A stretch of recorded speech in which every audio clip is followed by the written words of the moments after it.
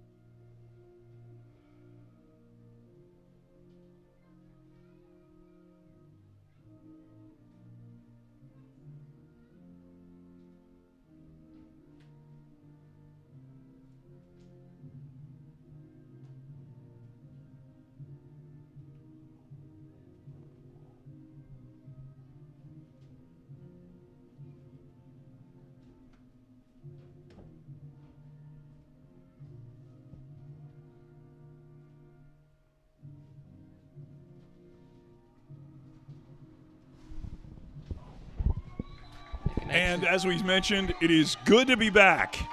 It's been a long time. Fantastic to be back.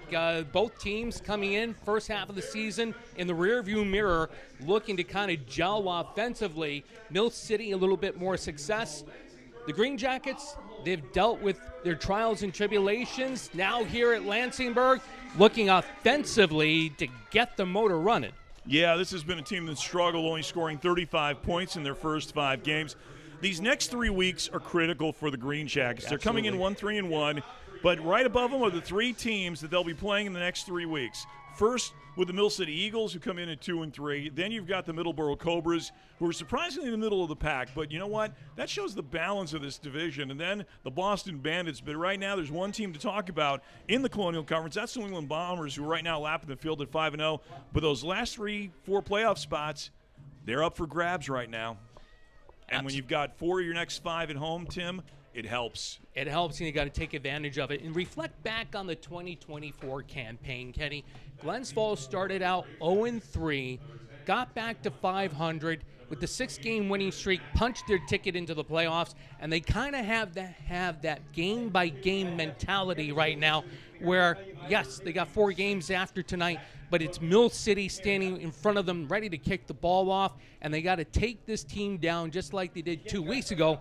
The big exception is Calvin Boudreau, their starting quarterback for the Eagles, is starting tonight for Mill City. Well, it'll be Zach Cook kicking off for the Eagles. They'll be going from right to left on your radio dial. On your radio, I knew I was going to say it. On your TV screen. Oh, call it the radio dial. Come on. And 2 men deep back for the Greenjackets, going from left to right. You know I'm a radio guy, so you knew I was going to say it. It's all good. It is. As we get set for opening kickoff here at Lansingburg High. Like I said, this will be our home for the next 4 of the next 5 weeks, as the second half of the regular season is getting set for underway. Ball is teed up at the 35-yard line. Waiting for the football to come out, actually.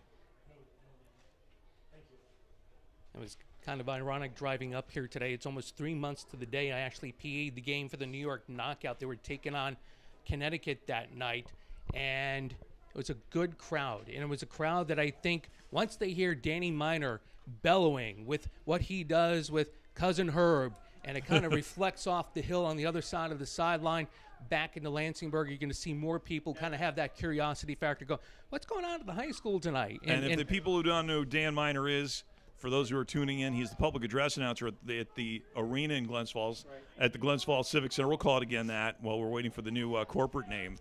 But if you've ever been to an Adirondack Thunder game, yeah, the same guy who does the PA here is the same guy who does the games at the Thunder. All right, we are set now for kickoff, as it will be Zach Cook. And here's the kick, short end over end, and that'll be picked up at the 18-yard line, and actually it was out of bounds. And actually the Greenjackets player stepped out of bounds at the 18. That's one of those things where you're going to come up to Kieran Mack and go, watch where that ball is bouncing on the ground and the angle it was taken. Kieran Mack better off letting that bounce out of bounds, better field position, taking the penalty versus trying to make some yardage. David Crawford, number 7, is the starting quarterback out of Amsterdam High School.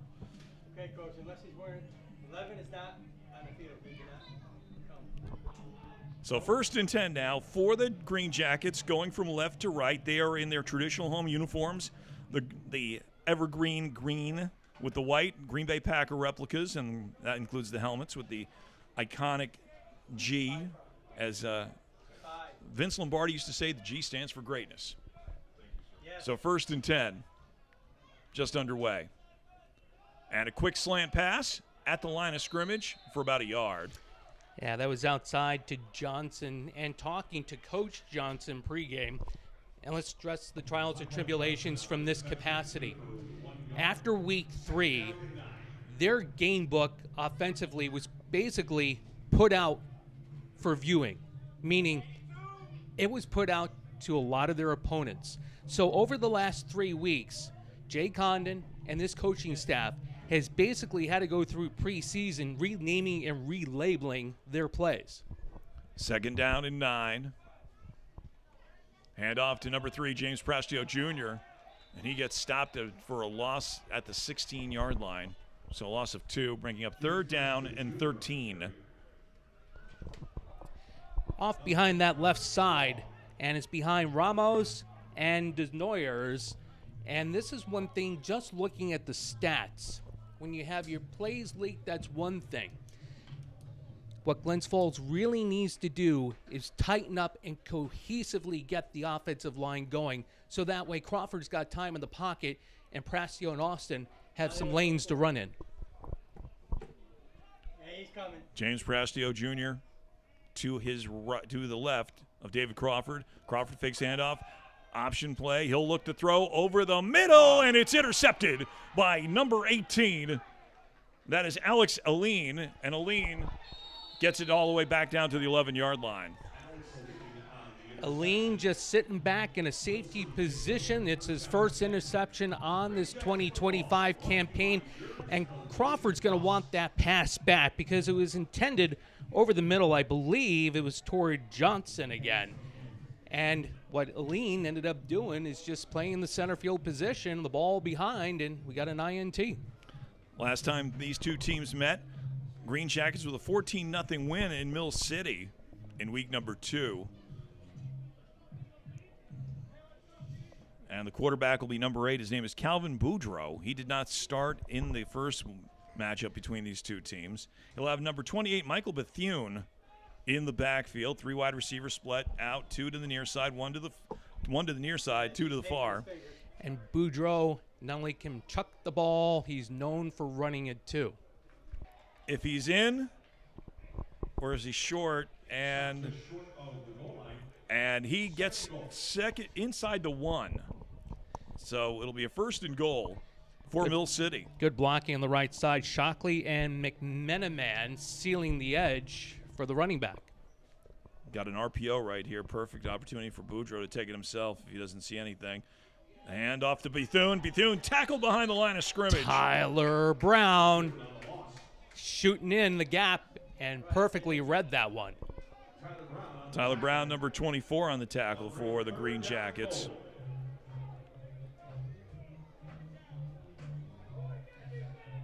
That's what Glens Falls defense needs to do. They got to rise to the occasion and force the field goal after the turnover. 3rd down. So 3rd down after the interception by Aline.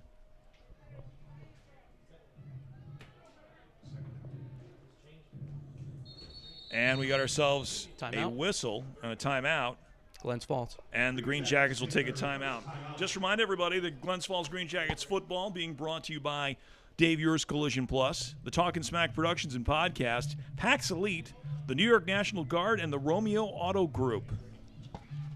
So glad you can join us here on this nice mist. It's sort of a muggy because we're going to have some rain rolling in after midnight, and tomorrow's going to be a nice rainy kind of day as we get set. Yes, one of the exciting things about broadcasting from a football press box is we get visitors this time of year. Not necessarily the kind of visitors we like, especially if you're allergic to bees and wasps, which none of us are, but we still don't like the idea of being stung by them. But it is nice to be back with you after a 3-week layoff, and when the first 6 weeks, you've only had one home game in that.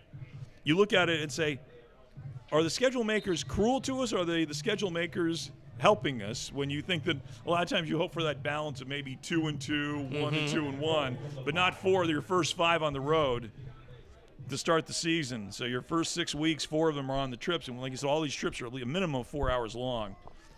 So 2nd and goal from about the 4-yard line. Greenjackets playing man-on-man on the outside. Boudreaux looking to throw, rolls to his right, flushes for the pocket, and is in for the touchdown. Complete to, I believe that's number 1, that's Princewell Uwejuo. The quarterback, Boudreaux, he had Barreto right in his face. Barreto read that perfectly, shooting through the gap, and Boudreaux running to the opposite side. Just enough time to be able to get that to Uwejuo for the score. Yeah, Coach. 4-yard touchdown pass. Coach. I don't think he's good. To Uwejuo. And now the extra point will be by Zach Cook under the hold of Frankie Desiderio, one of the other quarterbacks on the Eagles roster. And give Boudreaux credit on that pass, because he had the receiver being double covered, and he put it in a place that the receiver could get to make that reception and the score. So here's the extra point. Low snap, bobbled it, and guess what? Cook's going to have to just take it and just eat it for himself as the Greenjackets are coming in heavy on a rush. So 6-0 is your score. 4-play drive following the interception on the 4-yard touchdown pass to Uwejuo. So kudos. Defense ended up stalling the threat after the turnover. Good credit, Tyler Brown on 2nd down. Barreto coming in, even though they ended up going in for the score, you see signs of the Glens Falls defense wanting to bring the pressure. And if the defense can do this tonight with a longer field behind them, I think they got another good opportunity against the Eagles tonight.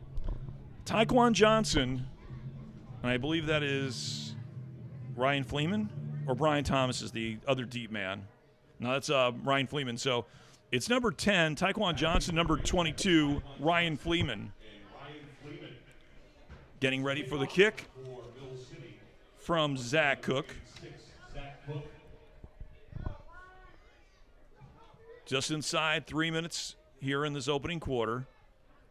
And the Eagles take advantage of an interception by Alex Aline.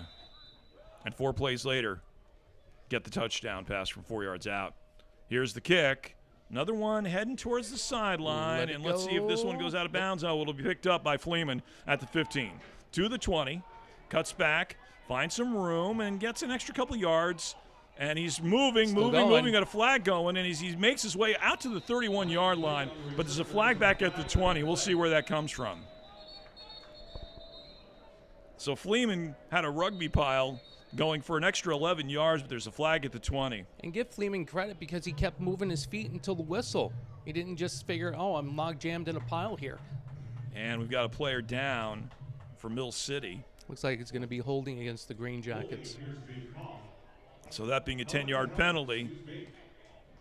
No, helmet to helmet, rather. Ooh, so that's a 15-yarder at the 25. So that'll be half the distance to the goal line from where the spot of the foul was. So it'll be 1st and 10 for the Greenjackets on the shadow of their own goal line as they head towards the school end of the field. The actual scoreboard is on the gymnasium, the back wall of the gymnasium here.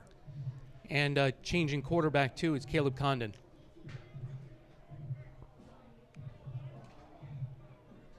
Condon started the other night in the 10-10 tie in Manchester, New Hampshire against the Granite State Destroyers on the campus of St. Anselm's University. Greenjackets offensively just need to find a flow and get a few first downs to build confidence here. So Condon with James Prastio Jr. in the backfield. A long snap count. And Condon will look to throw. Here comes the blitz. Throwing wide open to James Prastio at the 20. 25, out to the 26-yard line. And that's enough for a first down for number 3, James Prastio Jr. And Kenny, when I was doing some of the pregame scouting, I'm looking at some of the stats here, remembering how the Glens Falls offense went the last couple of years. Prastio coming into the game, only 3 receptions for 38 yards. Quentin Austin, 1 reception for 10 yards. These two backs were dominant in the Glens Falls offense in the attack the last 2 years. And if you can get their ball, the ball into their hands, short range, you got Yak to be able to contend with the way they have just the knack for turning on the jets and finding some alleys. 2 wide receivers split out to either side. Prastio to the left of Caleb Condon. From the pistol, inside handoff number 3, James Prastio Jr. He gets across the 30-yard line to the 33 and a gain of 7.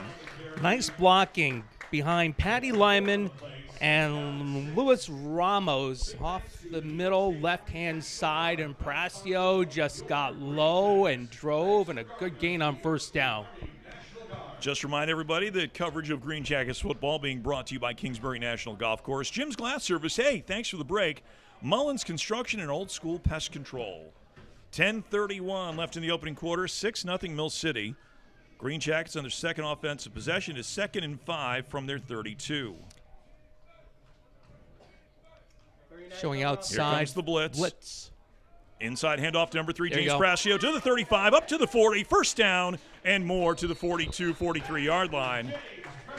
And on the tackle, looks like number 2, Justin Ortega, and number 18, Alex Aline, who had the interception on the first possession of the football game. Jimmy Prastio Jr. getting going here in the first quarter off the left side behind the guard and the tackle. Looks like he got behind Denoyers, hit him on the backside, then turned around, spun, and actually checked that. That was Marcus Blair because he was over on that side, throwing his hands up, thinking he got held. But nonetheless, kept moving, kept his eyes downfield after he did that spin move. Joe Wiggins, the tight end, split out wide to the left, number 32. Prastio again in the backfield to the right of Caleb Condon, number 17. 1st and 10. Here comes a man in motion. That is number 13, Isaiah McLaughlin. Trips to the inside. Here's Coughlin fumbles the football, and it's recovered at the 31-yard line by Mill City. The fumble is recovered by number 23, Emmanuel Uggio. That was number 23. That was good pressure by Wilmo. No, check that. That's 59, trying to compare 3 rosters at the same time. But the hole opened after he shed the block, and it was nothing but him and Caleb Condon, and Caleb couldn't get rid of the ball in time, and a good strip by the defensive lineman. 1st and 10 from the 32 for the Mill City Eagles. Going from right to left here in this opening quarter. And this is exactly what Glens Falls doesn't want. They were starting to build momentum offensively, and now their defense has to go out on the field and make another stop. 1st and 10 for Calvin Boudreau. He's got in the backfield number 28, Michael Bethune. 4 wide receivers split, 2 to either side of the field. Bethune taking his time on the snap count. Here comes the blitz. Brown. Here comes Tyler Brown. Avoids 1 tackler. Boudreau looking to throw, throwing it long and up and deep. It is a jump ball, and it is picked off by the Greenjackets at the 6-yard line. Incomplete? No, I thought the defender might have caught it. That ball just hung up there. It felt like it was going to be an interception if you just tried to be patient about it. Crawford got his hands on it, went down to the ground, couldn't contain it. But good by Glens Falls. It got pressure on the quarterback, Boudreau, and then the secondary didn't let anybody behind them, and Boudreau just basically threw up a duck that came down and almost got picked. 2nd down and 10 for Mill City. Tyler Brown came on the blitz, and Boudreau had to roll out to his right and throw one up. And it was a 50-50 ball that almost was picked off. Now in motion comes number 12. That's Tyler Saunders. time for Boudreaux. Steps up, throws over the middle, and this time it is intercepted by Tyler Brown, but there's a flag on the play. 40, 45, and knocked out of bounds at the 47-yard line.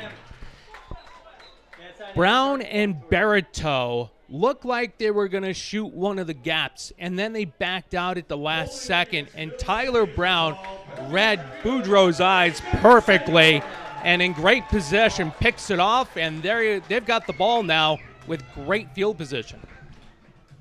So they move the chains. We've had 4 possessions and 3 turnovers.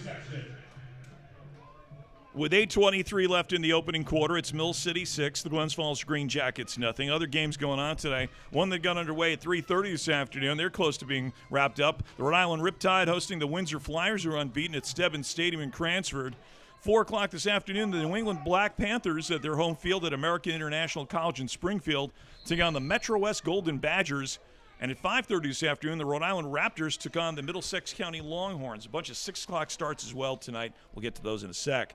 1st and 10 for Caleb Condon, James Prastio Jr. to his right.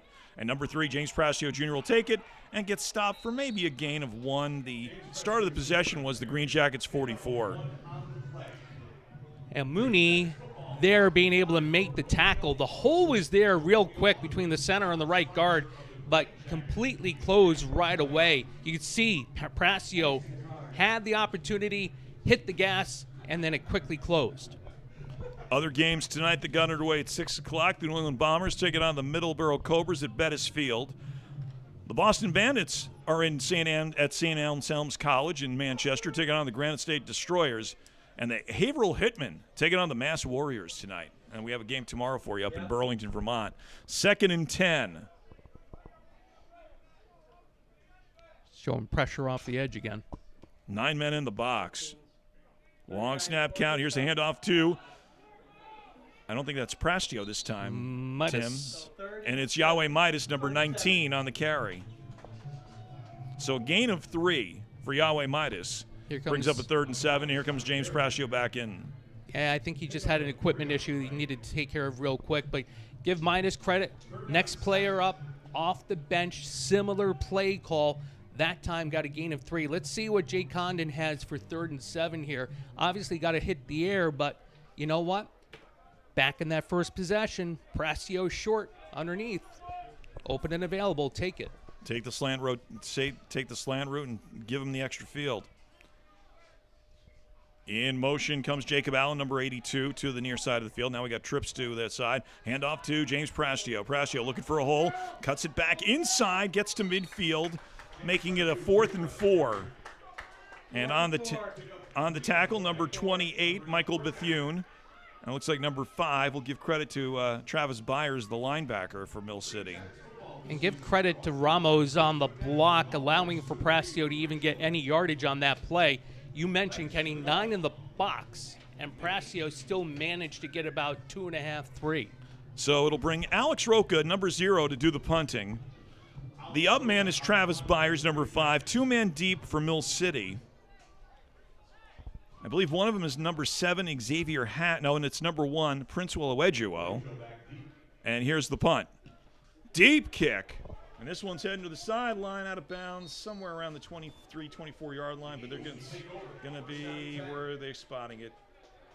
Back at the 23.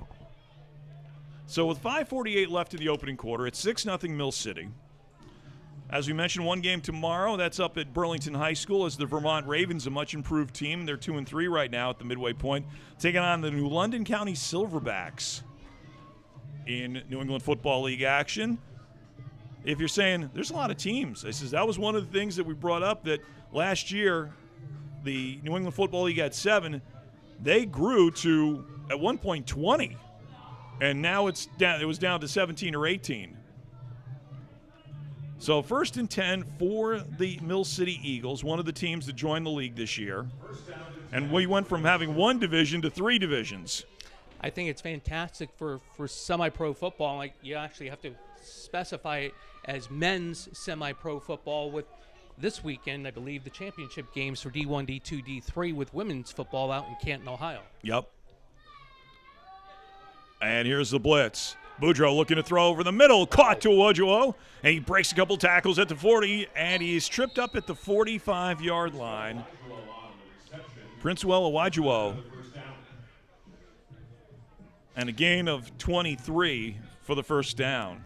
Nice pitch and catch between Boudreaux and Iwajuo because it was in stride with good coverage by the defense, and that's showing that Boudreaux has got that ability just to sit in the pocket and only roll out off the tackles. And Boudreaux looking to throw again. This one's tipped up. This is a lame duck, and it is picked off by Todd Barito, number 44. And he is tackled from behind at the 48-yard line. I don't know who hit Boudreaux's arm in the process of throwing. By the way he's reacting, I want to say it's number 97, Isaiah Stevens, whose big moment last year and his most memorable moment is a turnover he got against the New England Bombers. I would have to say this is up there too, because this can flip the field now for the Greenjackets after that good pitch and catch that Mill City had in the previous play. So we've had now 6 possessions, 4 turnovers, a touchdown, and a punt. First and 10 Greenjackets at the 49 on their side of the 40 of the 50. Caleb Condon. Condon with James Prasio Jr. to his right. 2 wide receivers split out either side. Showing blitz up the middle. Here comes the blitz up the middle. Inside handoff to number 3, James Prasio Jr., and the gap was shot and a loss of 4. And on the tackle was number 39. That was Mike Melanson, the linebacker. And this is what Glens Falls and the Greenjackets are contending with. The fact that they've had to make these changes in terms of not the plays, the names and different things like that, but still, your game film has been out there. And if you got somebody that does their homework and does a lot of film work, they're going to recognize patterns. It's no different than looking at a weather radar to recognize patterns and how things happen with the terrain. Same thing on the football field when you're playing defense and looking at an offensive scheme. Second down and 13 from the 46. Here comes the blitz again. And they step back, handoff inside to James Prasio Jr. trying to turn the corner. Gets to the 45, up to the 47. And he is tackled there by number 23, Emmanuel Agu. I believe number 28, I'll give Michael Bethune also assist on the tackle as well. So again, Jimmy's able to get the yardage back, but still, the offensive line, they're basically breaking their stance, and it's almost like the defensive line knows which side they're supposed to go for immediately. Third down and 11 from the 48. 3 minutes, 35 seconds left in this opening quarter. 6-0, Mill City leads.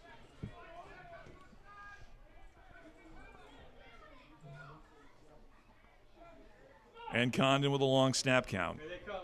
Here comes the blitz. Good protection, max protection. Condon will roll to his left. It's got a lot Wide of room, open. and he's going to take it. And he's got enough for the first down at the 38-yard line. Caleb Condon, good coverage by the secondary, but he saw a wide open left side of the field. He had the blockers, and he took off. There was nothing but green, 2 shades of green on this turf field, and he found enough for the first down inside the 40. Amy Uni was standing up the blocker right into Caleb Condon's face again. Same defensive player who got the strip sack earlier in the quarter on Caleb. Good decision. He had nobody open. That half of the field was wide open toward the Mill City sideline, and first down Greenjackets. The receivers, by the way, Isaiah McLaughlin, number 13, and Joe Wiggins are to the far side of the field. Number 15 is Jaden Winning Martinez. He's one of the other wide receivers. The other one, I believe, is Connor Hermanson, number 4, I think. And here's an inside handoff to number 3, James Prasio Jr., and he is stopped after a short gain of 1. The Eagles just attacking the gaps on that play. Just no room. And it's almost like you got to get the ball quick to the outside with Prastio. 2 minutes and 9 seconds left in the opening quarter. It's 6-0 Mill City. From Lansingburg High School in Troy, New York, here we are. This will be our home for the next 4 of the next 5 weeks. The first of 3 straight here for you. at www.greenjacketsfootball.com. 2nd and 10. And Condon fakes the handoff, fakes the throw. He'll take it himself. Nice Got some move. room up the middle, and he's getting up to about the 31-yard line. And he'll be shy of the first down by about a yard or two. On the tackle was number 5, Travis Byers. And good quick decision there. The ball wasn't available, trying to hit the quick hitter to Whitty Martinez, and the open field there was basically available between the center and the left guard. Why not take it? And he did. By the way, Mill City, their uniforms is something I've done in radio for years. Solid gold helmets, white numbers, white jerseys, white pants with maroon and gold, with maroon numbers with gold and maroon shoulder striping. You look quick, you think you got the Packers playing Boston College. It does. 3rd and a short 2. Long snap count. Inside handoff, James Prascio Jr. He's got the first down. Makes his way to the 28-yard line, and they'll move the chains. Tackled by number 21, Anthony Carroll. Dontre Taylor's going to look at that on game tape and go, how did I not get James Prascio down before the first down? Prascio was able to shake him and then bake it, getting the first down. 32 seconds left in the first quarter. Greenjackets driving. We've had 6 possessions. Greenjackets threw a pick on their opening possession. Then we had a touchdown, and then we've had 3 turnovers and a punt. So 2 turnovers by each side of the team. Now we've got number 33 in the backfield. That's Marcus Torres on the side of the left side of Condon with James Prascio on the right. First time we've seen 2 backs in the backfield here in the game. 1st and 10. And the handoff to number 3, James Prascio Jr. Got chased down, still on his feet, and he got hit right away by number 14, Tristan Cahill. Amioni trying to chase Prascio down, made the first contact, and enough contact to be able to bring Jimmy down to the ground. And that is the end of the first quarter. We're at the end of one. High Society Dispensary features an array of locally sourced cannabis items, from flower and edibles to vapes, concentrates, and tinctures too. High Society Dispensary, 345 Main Street, Suite number 2, and online at Dutchie.com. Must be 21 or over to enter with valid ID.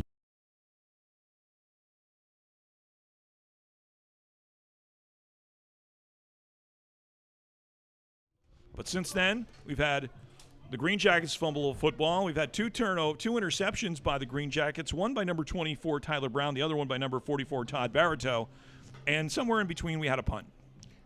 But now the Green Jackets, as we flip the field, the Green Jackets will be going towards one of the other schools here at Lansingburg High School. This football field is wedged between a hill and 2 of the schools. They turfed this field up maybe about 5 years ago, would you say, Tim? And this has become one of these spots that Section 2 for football can go for sectional championships. And if you get a sectional championship, that means you've got the 2 things you have to have. You have to have a good, what's the word I want to use? Besides having a good field complex, you have to have a good crew that will work the games for you. And you have to have stands on both sides of the field, too, which is something that I know Columbia High School is looking at to be able to host some Section 2 events there, called the Schuylerville, the Schuylerville Cobleskill Richmondville. Easy for me to remember. I can't wait. You know what? I cannot wait to see. I don't know if you've seen it yet. I know I haven't. I can't wait. I just want to drive over to South Glens Falls and see what they did with the complex there. They just because last year everybody played road games there. Yes. They've rebuilt the entire athletic complex. It looks similar to this place. With all the turf and everything, they did the softball fields over, lacrosse, field hockey, baseball, and the football field, the soccer, and they moved the soccer field and the track over to the elementary school. The aerial shot looked beautiful. I can't wait to see it. I remember I drove one by in the back of the school just to see the construction, and there were mounds of dirt everywhere. So 2nd down and 12. Start the second quarter from the 29-yard line. And this is James Prascio Jr. cutting back inside to the 29 to the original line of scrimmage, bring up a 3rd and 10. Again, shooting through. Dontre Taylor went high, and the way Prascio is, he's quick, he's adept. He makes that first guy miss, whether they make contact or they don't. So it's a big 3rd down here for the Green Jackets. You know Roke is good from 50-52. But you want to obviously get the touchdown and not be playing field goals to cut the lead down in half. And you being the meteorologist can admit there is no wind whatsoever here at this field. You cannot see anything. The American flag to the left of the back wall of the gymnasium where the scoreboard is just sitting still. Frastio Jr., one man in the backfield behind Caleb Condon. 3rd down and 9. Condon pressure rolling to his right. He's got some room. He's got to take it himself. He gets tripped up behind for a loss of about 2. And it's Taylor. He was hauling, coming off the left side of the Glens Falls offensive line and just chased Condon down. Probably some of that's frustration with what he's not been able to do with taking Frastio down. Let's see what they're going to do. Are they going to bring out Alex Roca's national championship leg that he had? Roca just gave Coach Johnson the head nod and said, I'm good. So let's see who's going to be the new holder for the Greenjackets, and it will be Caleb Condon. Since we haven't seen the Greenjackets play in about a month. That's how long it's been since. This is how, when you've got a schedule that in the first 6 weeks you have 4 road games, now all of a sudden it's bunched up that it's our turn now, as we like to say. Need one more person, and Glens Falls may have to call a timeout here. They've already used one, and they will use the extra timeout as they were trying to get Tariq Minix on the field. So that's their second one of the half already. 13:02 left till halftime. It's 6-0. Thanks for tuning in here on Glens Falls Greenjackets, greenjacketsfootball.com. Here we are live and everything, and just remind everybody that Green Jackets football is being brought to you by M&M Digital Printing, Allen Powers CPA, the Chase Sports Complex, Queensbury Hotel, and Irving Tissue. Ken Lucchese, Tim Drawbridge with you on this Saturday evening here in Troy, New York, our home for the next 4 weeks. And looking forward to being back with you, my partner. Miss you, buddy. Same here. You see Sarah Pratt jogging back to the sideline. Special teams coach was bringing up Cobleskill, Richmondville, Schuylerville before because head coach of Schuylerville won that, was it the C this year or the B for Schuylerville and grand fashion too. John Bowen, former Glens Falls Green Jacket. Yep, and also John Bowen, who was at one time a longtime coach at Ballston Spa. Oh, yeah. And I remember when they hired him, the athletic director was a friend of mine. I said, how'd you get John Bowen? He goes, pretty easily, believe it or not. He's a neighbor of mine. And he says, oh, so that's how you worked him over, huh? Conversation over the fence. You got it. Here's the snap. Kick is up. It is got long. It is Get deep. there. Does it have the leg? Got it. Yes. And it is good. From 47. 45 yarders. Way to go, Alex Roca. They'll officially score at 46. Doesn't matter. He had that extra yard or two, and you just could see his rhythm. He took that little pause or jab step, and it's kind of a timing thing with kickers, and he just had a nice, smooth delivery, and you can understand why Sarah Pratt will sit back during the week and go, I love that kid. There's a reason why he won a national championship at Cortland State. He started off as he was both a soccer and football player at Queensbury. He was one of those guys that would go through the soccer motions if he had practice, and then move him over for a couple of minutes. He goes, okay, I got to go play I got to play football do some kicks, go back to soccer practice, and then there were those days where if you had dual games on a Friday, he'd be playing soccer first, and then change in the car and make sure if you were on the road, make sure you got there in time to make opening kickoff, or at least part of the game for football. Because you and I have done enough football games to know you got those soccer players who are doing dual duty on Fridays, praying the soccer game ends early so you can rush, and you hope that it's a quick trip to where your games are. Absolutely. And this Roca is not the first, I think he's the second or third kicker that Queensbury has done this with the soccer team. And he comes over and kicked for Glens for Falls football. was like that for years. If you remember, even when they had Caroline Parsons, yes, who kicked. When Andrew Parsons, the same thing. You know, they were playing soccer during the week. They would play soccer, and then he says, oh, I've got my, what's the term I want to use? Goal bricking, as they used to call it. He's goal bricking. He's playing on the football team. Here's the kick by Roca.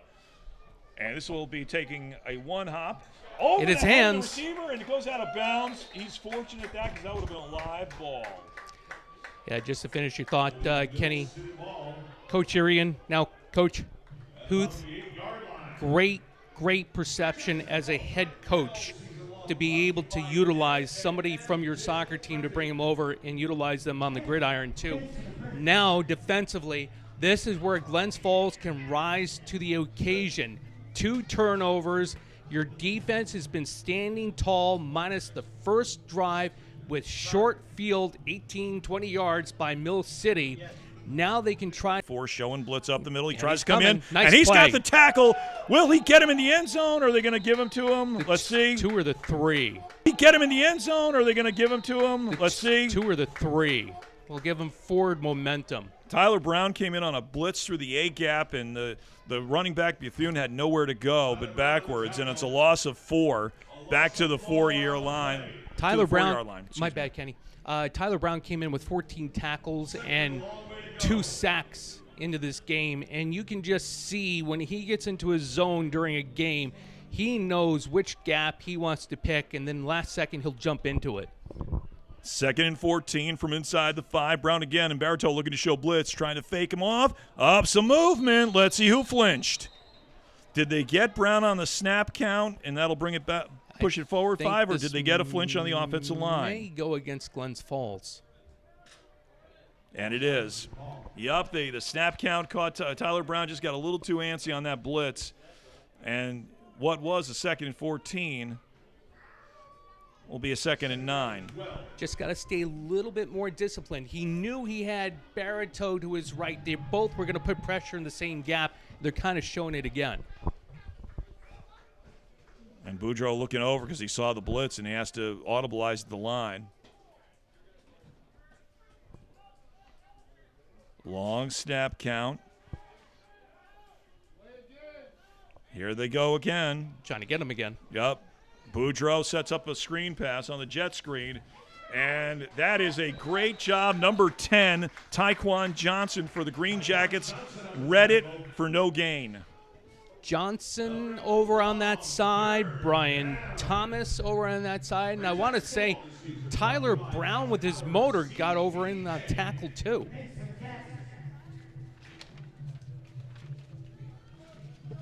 Nice play, great read defensively to prevent the long gain. 3rd down and 9 from the 10-yard line. You got trips on the near side. Greenjackets looking to show blitz. 3 wide receivers split to the near side of the field as Mill City going from left to right. Boudreaux looking to throw in his end zone, avoids the tackle, and he's sacked at the 2-yard line. Way to go. Up the middle defensively, Reyes Craig. And it was a good thing because the receiver on the near side here, Martinez, for the Eagles, was making his outward route and was becoming open. If Boudreaux had a little bit more time, that wouldn't have been a good thing for Glens Falls. So now a punting situation comes up. Zach Cook, actually, who will be doing the punting? It will be Brian Warren doing the punting. And in the shadow of your own goalpost, 11 yards, you've got to have a very good snap from your center. David Crawford is the up man. Tyquan Johnson the deep end. Here comes the kick. Nice end over end. And it'll take a bounce to the 41. That's where Nice. Johnson's got it. To the 35, up to the 30, 25. And he's tackled there at the 24-yard line by number 23, Emmanuel Aguiu. And Johnson tackled awkwardly down to the ground after coming up, showing patience, getting that on the second hop. Just being good and disciplined, letting the ball come to him while also going to get the ball. And nice to be able to get a 15-yard return, unfortunately, still laying down on the ground. Yeah, he got tackled a little bit awkwardly, the body bent like a pretzel. Well, just remind everybody that Greenjackets football being brought to you by Stone Saver Plus, Rosinski Hall Architecture, Robin Jeb's Frozen Dreams, Sully's East Tavern and Grill, and Beans Country Store, the official sponsor of Handicap Photographer. If you've ever seen the pictures that are taken on the web pages and Facebook, Andy Camp and his crew do a great job of taking the photos of the Greenjackets games that you see, whether here at home or on the road. So 1st and 10 from the Mill City 25. Great return, by the way, for Tyquan Johnson.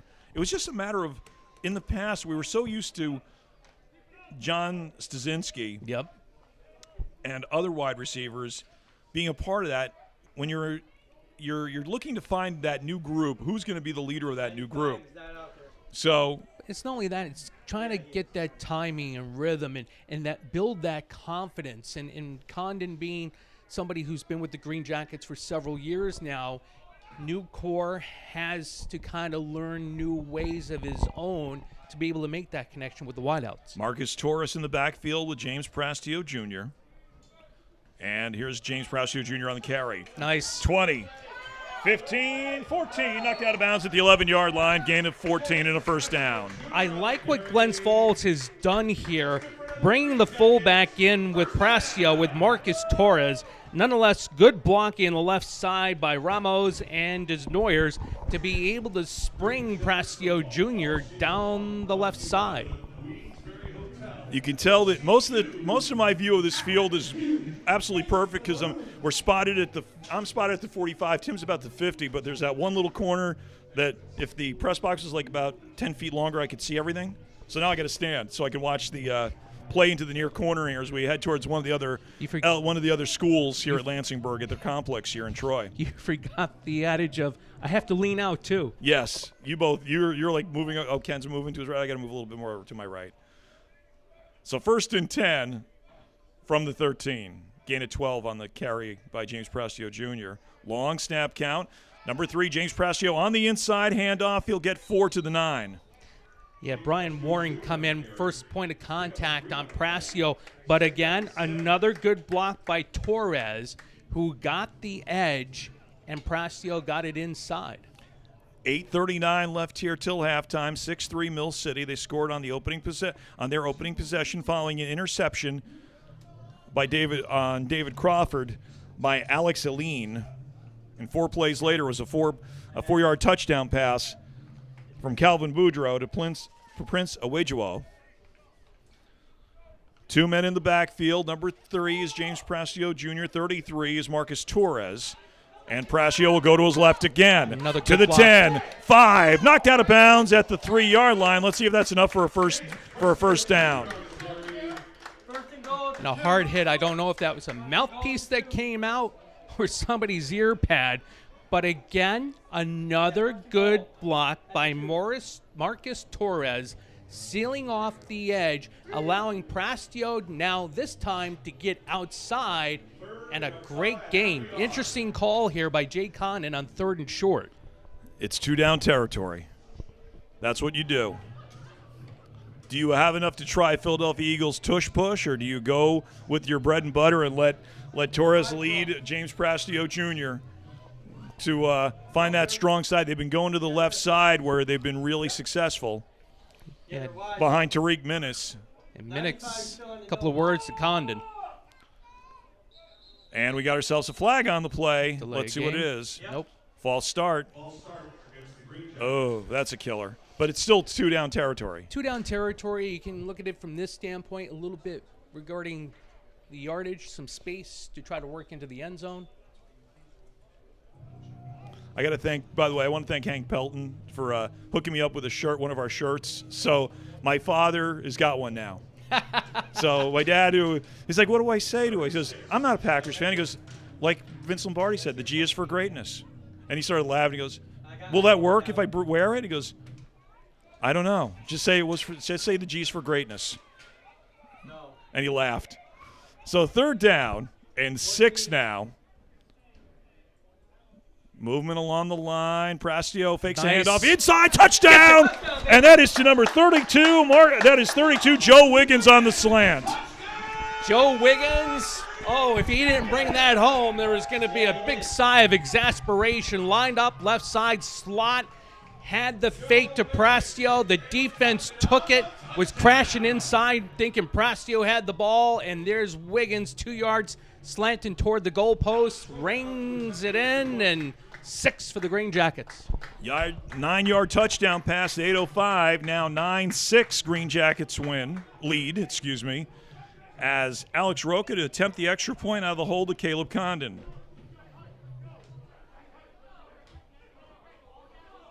You really got to like from where we started here in the first half and now having played 17 minutes. High where this snap, offense kick has is up, gone. and it is blocked. And it is immediately tackled. And let's see if Condon is okay. Yeah, he's all right. Roca wasn't too happy with the way that protection collapsed on him, but because it was a good snap. As I was looking at the clock to quickly calculate where we were second quarter and look back, there was nothing but white jerseys around Roca, who's kind of grabbing his right elbow. But after all the good blocking you've had going down the field, to see that melee on the extra point, it's disappointing. High Society Dispensary features an array of locally sourced cannabis items, from flower and edibles to vapes, concentrates, and tinctures too. High Society Dispensary, 345 Main Street, Suite number 2, and online at Dutchie.com. Must be 21 or over to enter with valid ID. Interception occurred, and now we've seen the field tilt the other way. You saw it with the excellent punt after the field goal, the bad kick, the punt, the great return that set up the possession at the 25. Tyquan Johnson had a 24-yard return, and then things have started. The field has started to flip the other way.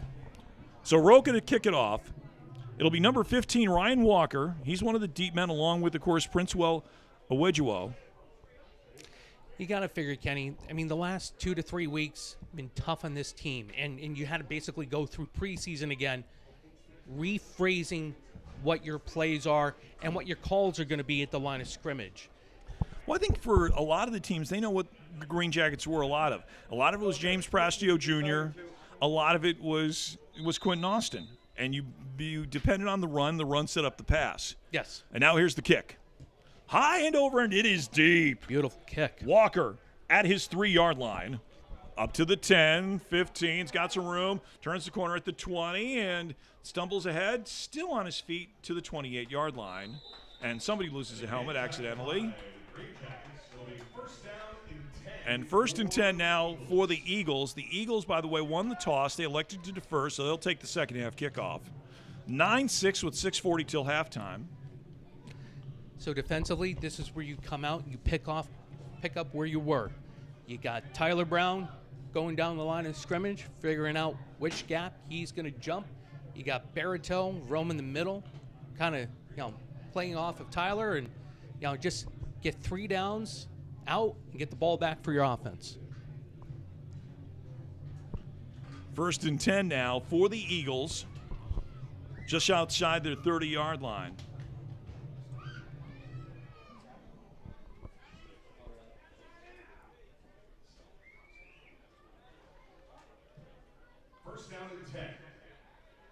If you're a Saratoga fan, today was the running of the Jim Dandy, the big Saratoga prep race up at the spa. Last week you had the Haskell, won by journalism.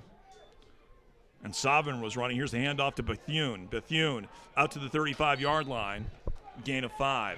It's still a good play by Reyes Craig, being able to seal off the outside, force the runner back inside to his teammates to make the tackle. So was it a Jim Dandy today at Saratoga? Yes, it was the Jim Dandy. Was it a Jim Dandy of a race? I was having fun when somebody was wondering if it was Jim Dandy to the rescue. Yes, I'm using a Black Oak, Arkansas music term here. All right, I'm a radio guy. I can do that. I'm on the air. I do afternoon drive radio when I'm not doing this. Okay. He's the meteorologist. I'm the radio guy. But here's a long throw, wide open and incomplete, as Calvin Boudreau tried to go on the deep and out to Princewell Owejuwo. And I want to say it was good coverage on that far side by Kieran Mack. Boudreau just overshot the intended receiver. So 3rd down and 5. Okay, let me see. I'm going to try another. Let's see if I can try another way here. See if defense here can tighten up, force the punt. 3rd and 5 now. Long snap count by Boudreau. Got 3 receivers far side. And here comes the blitz. Sets up a receiver. It is caught. 1st down and a hit. And that was Tyler Saunders, the wide receiver. And I think that was number 20, Brian Thomas. It was 20 or 28 again, being Mack. Saunders was the inside slot receiver out of that trip formation on the far side. The other two cleared out on go patterns, and Saunders just got to the pylon, or the first down stick, rather, on the out. Got the yardage for the first down. I got you. I've been listening. Brown showing blitz. Are we tightening up the splits? And here is the snap count. Hand off to Bethune. Bethune inside to the 45, and he missed the tackle. Gets to the 50, inside Greenjackets territory to the 42-yard line. Todd Barito was on the tackle. Yeah, it was good blocking by Mill City that time, being able to not only allow the back get through the line of scrimmage, but second level easily. And the running back, Bethune, doing a great job reading his blockers.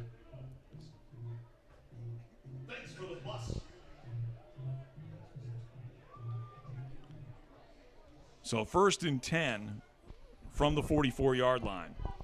Bethune came into this game with 26 carries for 140 yards. Here's the snap. Snap, caught, pass caught, and incomplete. And that was looking for Brian Warren, the tight end. I think Warren was kind of hearing footsteps with Tyler Brown ready to come up on his backside. Should have been able to haul that one in. 2nd and 10 now.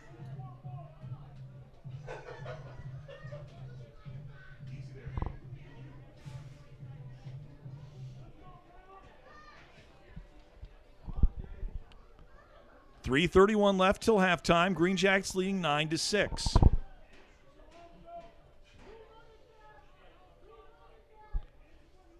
Long snap count for Calvin Boudreau with Michael Bethune in the backfield to his left. Greenjackets blitzing. And here comes Boudreau. He's got to throw. Picked off, tipped. Is it picked off and intercepted? It is.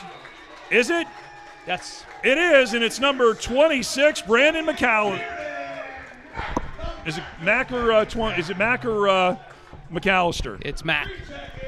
You kind of see that. The tip drill in full effect. Mack keeping his eyes on the prize and gets it before it touches the ground.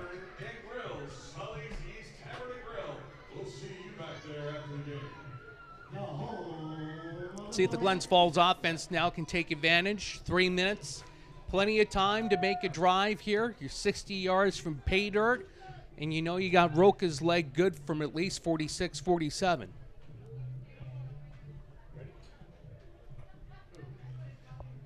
I was hoping I just checked my Facebook page. We still haven't got anything. The New England Football League has not posted any finals or score updates for us.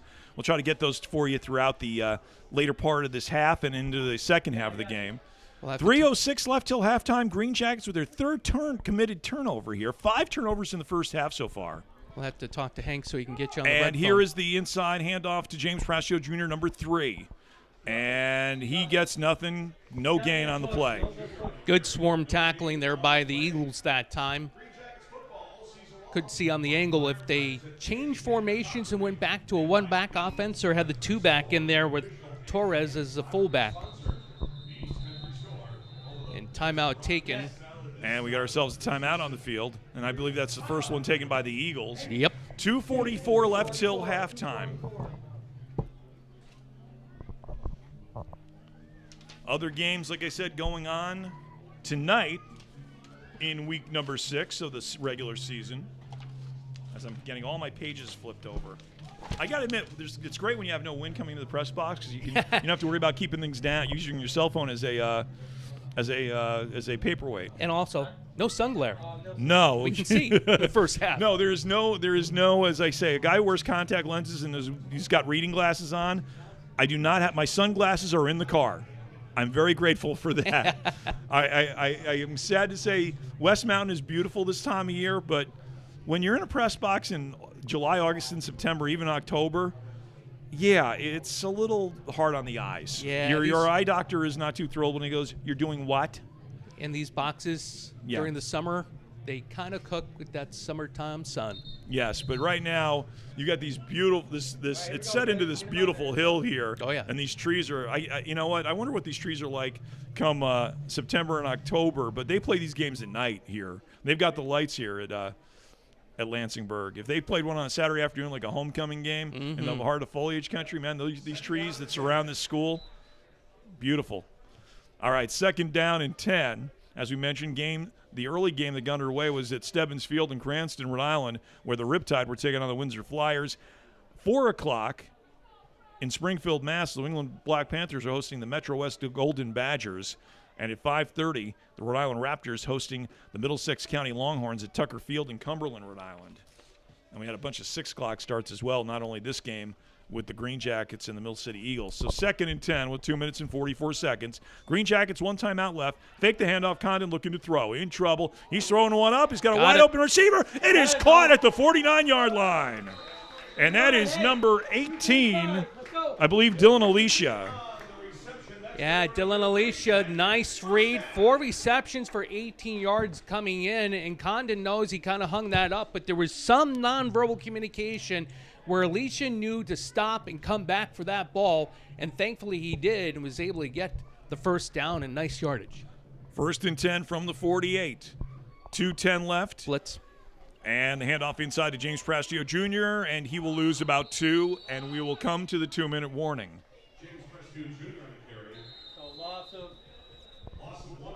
Now this is where Glens Falls can't kind of sit back on their heels. They got to keep attacking this Eagles defense, and I really like what they did with Torres and the fullback out of the 2-back offensive set, being able to attack the edge and utilize Prastio's speed. Well, the other games that got underway at 6 o'clock tonight, the New England Bombers traveled to Bettis Field to take on the Middleborough Cobras, who they beat in week number 2, by the way. The Boston Bandits make the trip to St. Anselm's College in Manchester, New Hampshire to take on the Granite State Destroyers. And the Haverhill Hitmen playing the Mass Warriors tonight at Veterans Memorial Stadium in Lawrence. Tomorrow in Burlington High School up north in Vermont, the Ravens, who are much improved, taking on the New London County Silverbacks out of Connecticut down there. If you've ever been down to New London County, that's beautiful down that way. So 2nd down and 12. 2 minutes to play here. Greenjackets leading 9-6 as we approach halftime. Prastio, the lone man in the backfield to the right of Caleb Condon. In motion comes number 19, Yahweh Midas, and it's a low snap, and Condon scoops it up. Looking to throw. This one may be picked off, and it is by number 1, Prince Welowejuwo, and he's coming back on the return. To the 35, up to the 40, 45, down the sidelines he goes, knocked out of bounds at the 48-yard line of the Greenjackets. So we've had 3 turnovers on each side. Ill-advised ball by Caleb Condon. Ended up underestimating the coverage where he ended up throwing the ball to. He had more time.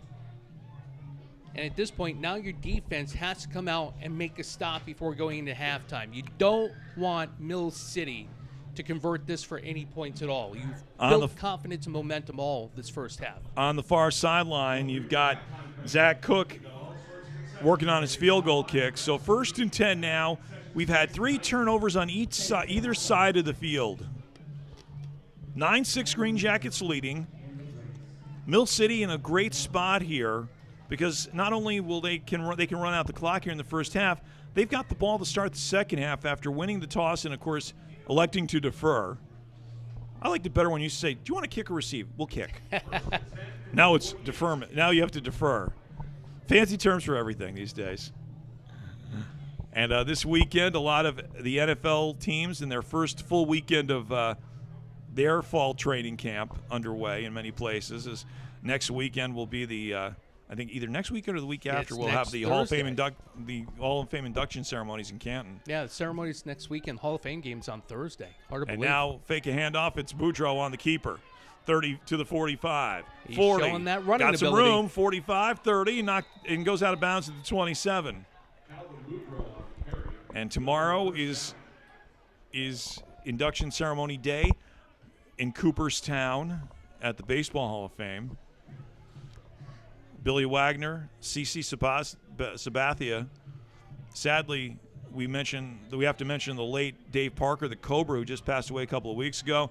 Another former great player, Richie Allen, who passed away several years ago, will be among the people going in. And we can't forget Ichiro Suzuki, of course, of the Seattle Mariners, who later played for the Marlins and Yankees. Trips top of your screen. Boudreau in trouble, rolling to his right, throwing a little bit high as he was looking for flag on the play. It looks like it was it 13 Joshua Martinez or 15 Ryan Walker? Oh, and a personal foul against the Greenjackets. Yeah, they're going to get Tyler Brown. He had the backside pursuit of Boudreau.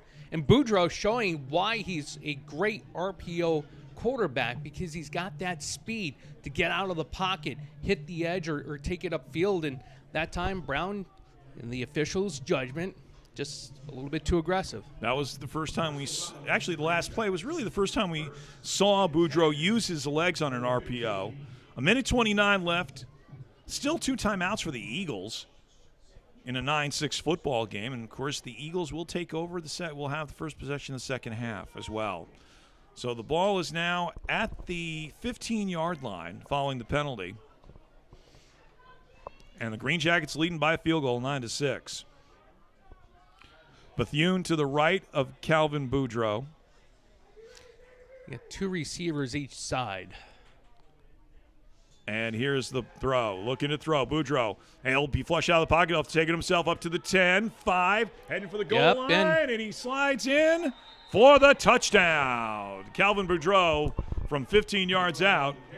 And it's now 12-9 in favor of the Eagles.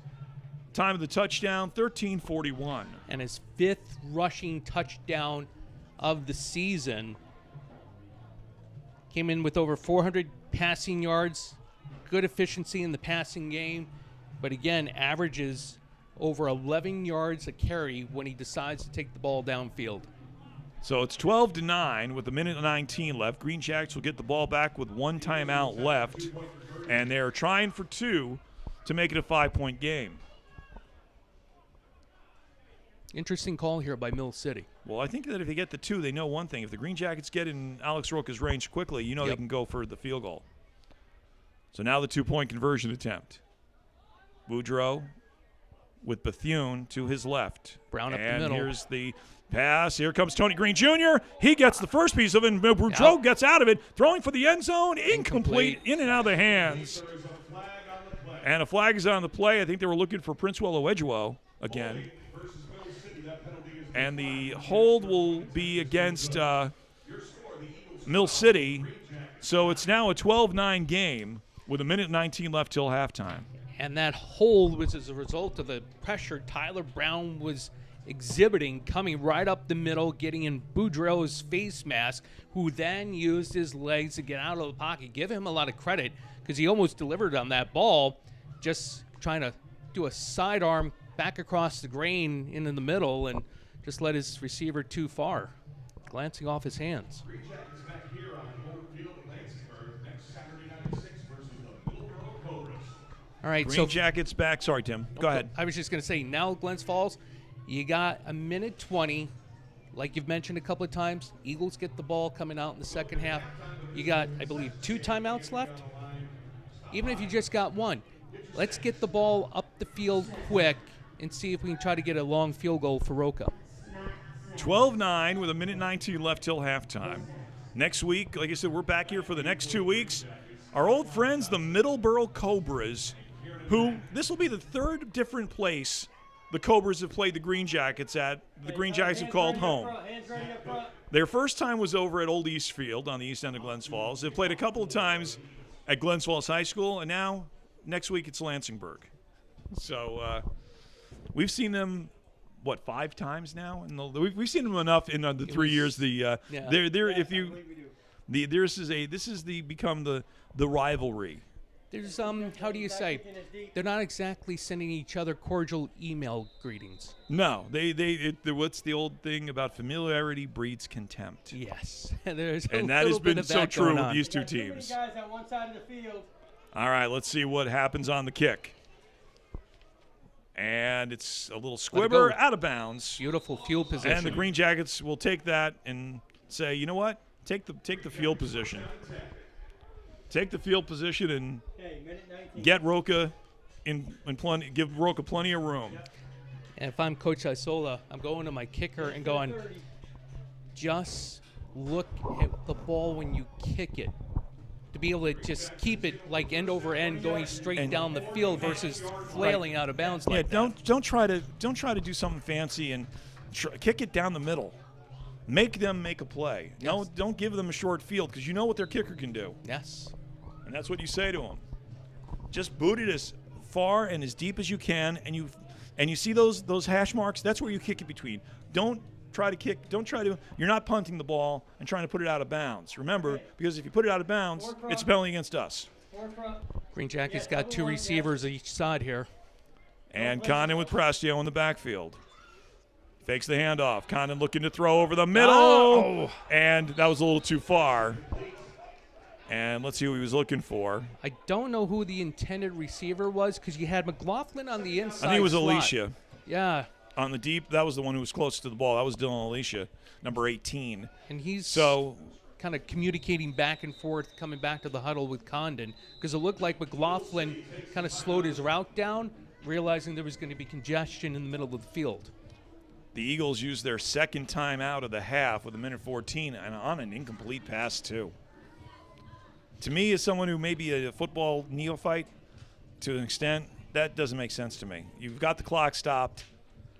What you want to do is you want to use it if Greenjackets get yardage on a second down, then use the timeout to preserve the time. So that'll give Steve Johnson and Jay Condon some extra time to set up something here. Kind of thinking there's probably some confusion on the play call, and you kind of like to, even though hold that timeout in your back pocket, you don't want to lose yardage on giving away the free yardage to Mill City.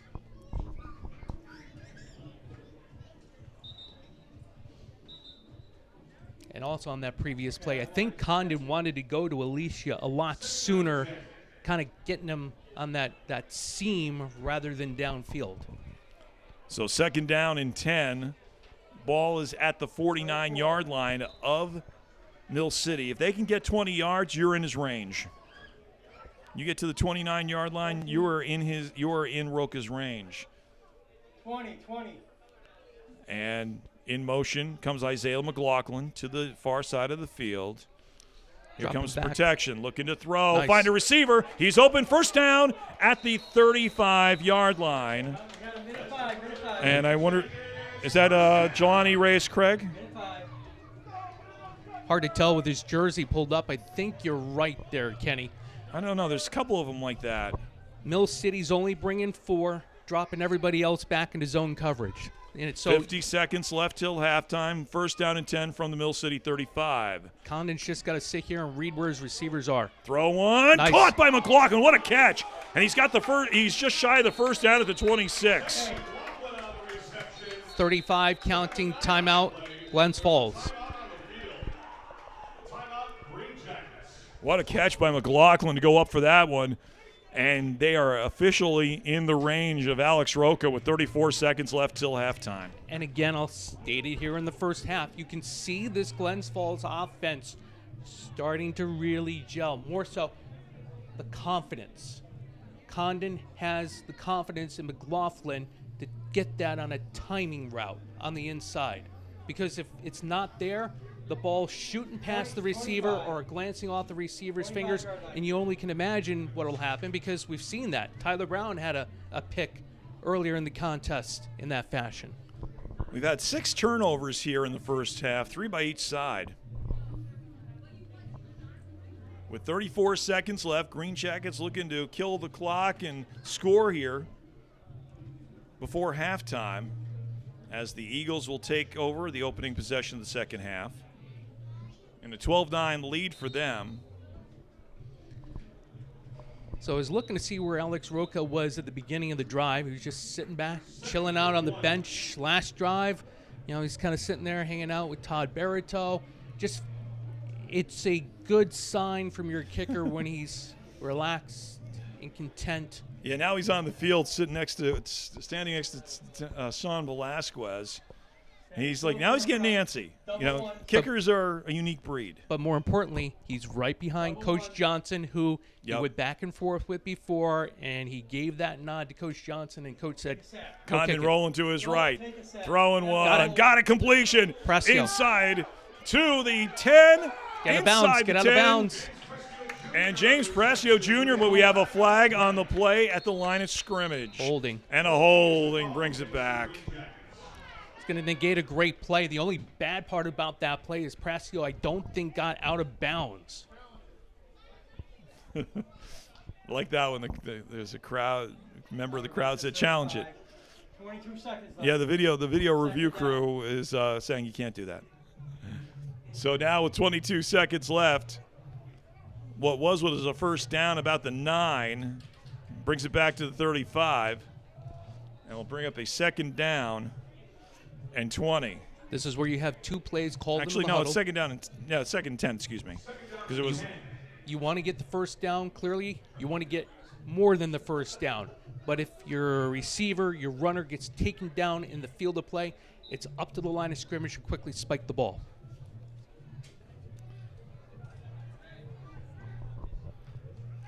If Roca was to attempt a field goal right now, it'd be at 50. It'd be a 55-yarder.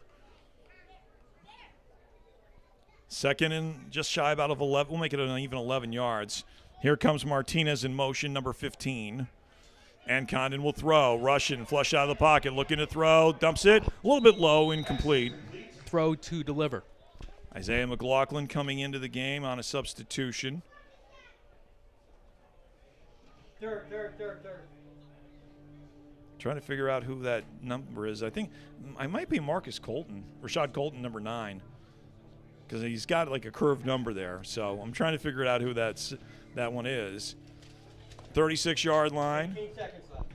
18 seconds on the clock here in this till halftime. Eagles leading 12-9. James Precio Jr. to the right of Caleb Condon. Long snap count. And perfect snap. Condon looking to throw. He got hit, and we got a flag on the play.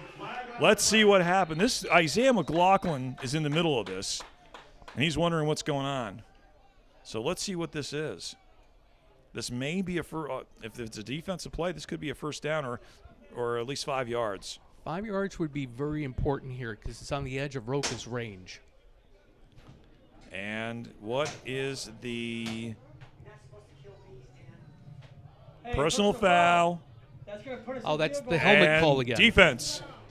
We need to kick it. Penalty against Mill City. And I there's see- 15 yards. I say take one shot at the end zone and then get ready to kick. That'll bring up the Greenjackets. First down. Because when you do get ready to kick it, if you have a bad snap, get down on a knee, spike it, you have the extra downs to be able to maneuver what you need to be able to do in that type of scenario. 14 seconds left. 12-9 Eagles. Greenjackets 1st and 10 following the penalty at the Mill City 21. Caleb Condon with James Precio Jr. to his right. Isaiah McLaughlin is the lone wide receiver. Is receiver out there with Joe Wiggins to his left. And here comes the throw. Condon looking for the end zone. Intercepted.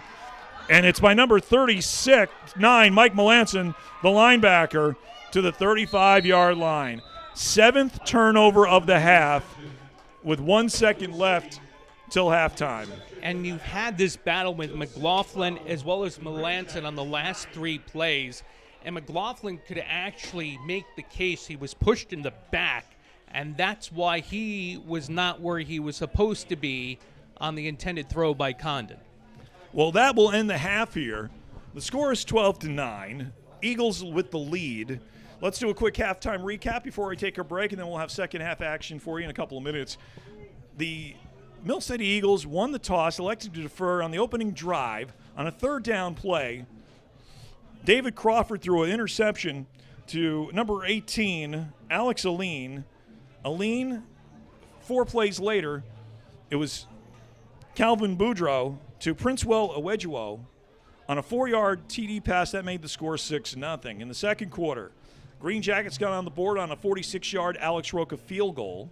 Green Jackets would take the lead at the 8:05 mark of the second quarter as, again, turnovers were the story of this game. But this was a case where it was a great defense, put a stand deep, forced a punt, great return started by Taekwon Johnson, and then 25 yards later, it was a 9-yard touchdown pass. Caleb Condon hit Joe Wiggins, making the score 9-6.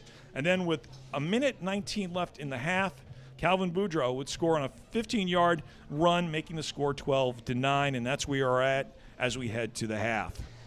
Mistakes, mistakes, mistakes. Both Coach Johnson and Coach Isola are going to preach that like you wouldn't believe, because both of them brought it up with their keys to victory pregame, Kenny. I'll say it again. I liked how the Glens Falls offense was building confidence. I do think in the second half they got to go back to more of that two-back set where you had Torres as a fullback for Prastio. This is a battle for fourth place right now in the New England Football League in that top division the Green Jackets play. And you know that with what you've got coming ahead, the two next home games, the guys in front of you with the Cobras, Middleborough Cobras, and the Boston Bandits these next 2 weeks before the Green Jackets head to the road for a rematch with the New England Bombers. And of course, their last home game will be on August 23rd, Travers Day, when the Granite State Destroyers come into town. So right now, though, it's 12-9 in favor of the Mill City Eagles. We will take a break. We'll come back. We've got second half action for you, and you're watching Glens Falls Green Jackets football. High Society Dispensary features an array of locally sourced cannabis items, from flower and edibles to vapes, concentrates, and tinctures too. High Society Dispensary, 345 Main Street, Suite number 2, and online at Dutchie.com. Must be 21 or over to enter with valid ID.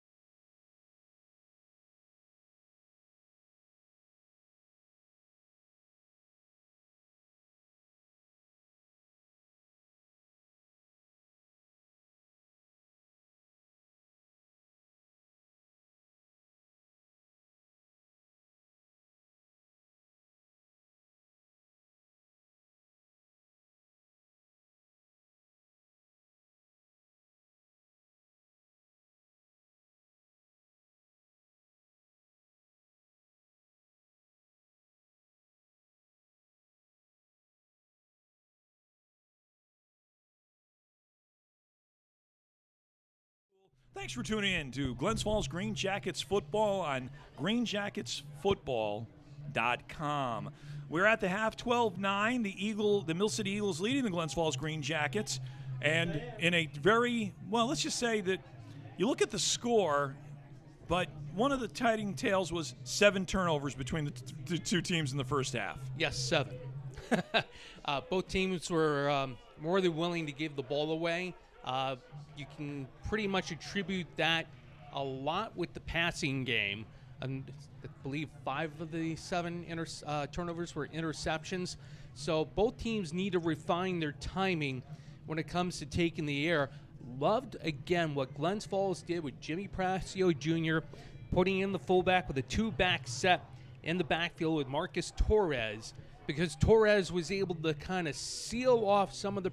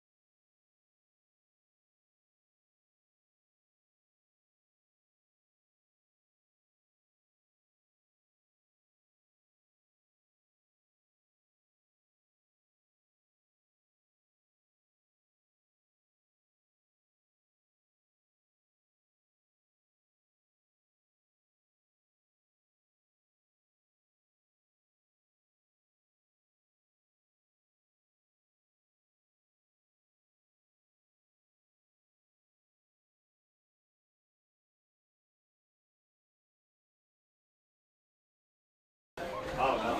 We're back. I do believe there's a logo on the side. I'm trying to see. I did bring my, binoculars with me. I do believe they got eagle wings on the side. And here comes the opening play. Blitz and a tackle by Michael McKeever. Isaiah Stevens on the get through and the tackle for a loss.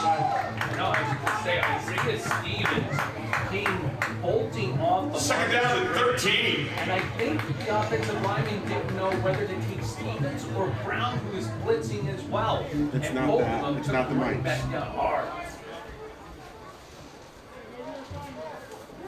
No gain, no, officially no gain on the play. Actually, it's a loss of 2. They didn't I don't see the, oh, there it is. The official blocking the yard marker. He's blocking the chain guy. So 2nd and 12. Calvin's going to throw. He's got a touchdown pass and a touchdown run. And this time he'll look to throw. He's got the time. Looking over the middle. He's got a couple wide receivers. Pass intercepted. Number 7. Number 7, David Crawford. Crawford on the odd end team for the Greenjackets, and that is another Greenjackets first down. 8th turnover of the football game. Each team's got 4. 1st and 10 Greenjackets at their Greenjackets football this season brought to you by Yours Collision Plus 14 Glens Falls Technical Park. Yours Collision Plus. Hey! Thanks to the year, and the Greenjackets here with a pivotal early moment here in the second half. Now, I will say this about Jay Condon. He and I have been friends for 20 plus years. There's nothing better than looking at an offensive player with the sunglasses on. You get the, who is the, Yeah. the former 5 front again. the Tennessee Titans and the Rams. He's got that Jeff Bishop. 95's on the nose.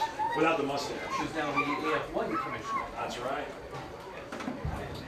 Long snap count. Hand off to number 3, James Prestio Jr., and he gets nowhere. And on the tackle, James Prestio Jr. on the carry. Chris, Loss of 1 on the I'm play. not messing with that. 2nd down and 11. Muni. Greenjackets football brought to you by Pax Elite. If you need to get those things moved and packed up right, Pax Elite is who to call. Thanks for the move. Quickly scanning the other roster I have. I don't see. He's been very good as well at getting pressure in the backfield. And you do notice that by the way, there's Eagles. 87's out there. On the document. 87's coming off the edge. 2nd down. Officially, that was a 1-yard loss, so make it 2nd and 11. 87 coming off the edge. And here's Condon, rolls to his right. Deep roll, looking to throw, throwing deep over the middle, coming back to the goal. Looks like it was McLaughlin. And it's complete! Joe Wiggins on the reception! And that's good for a Greenjackets first down! Great job by Joe Wiggins, Tim, coming back on that route.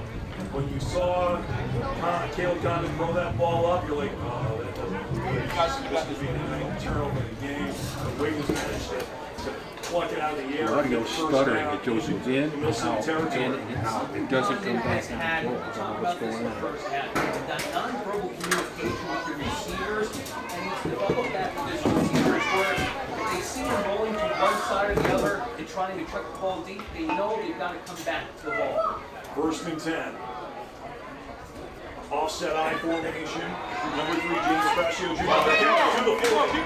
On his way to 9 yards. That is James Prestio Jr. on the carry. Pick up 8 on the play. Right side with Torres. Greenjackets football brought to you tonight and all season long by the New York State Army National Guard. Second quarter, and a gain of 8 for James Prestio. Coming up, we will have the 50-50 tickets from Get Your 50.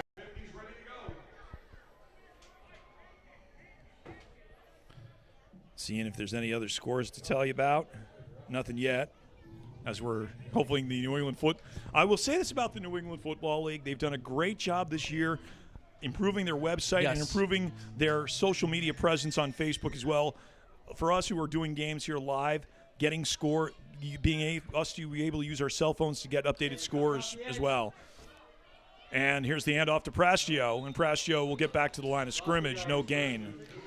And you see Minnick's kind of sitting there slapping his helmet, knows he didn't get the block executed the way he wanted to. So a loss of about a yard on second down. Let's see what Jay Condon dials up here for third down. Travis Byer is the linebacker, number 5 on the tackle.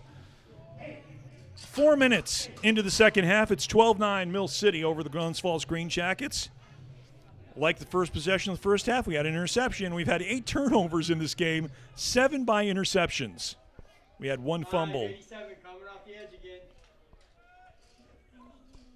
2 men in the backfield, 2 either side of Caleb Condon.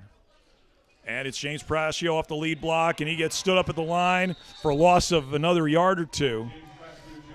That was just a job by number 91. That's, again, Chris Muni.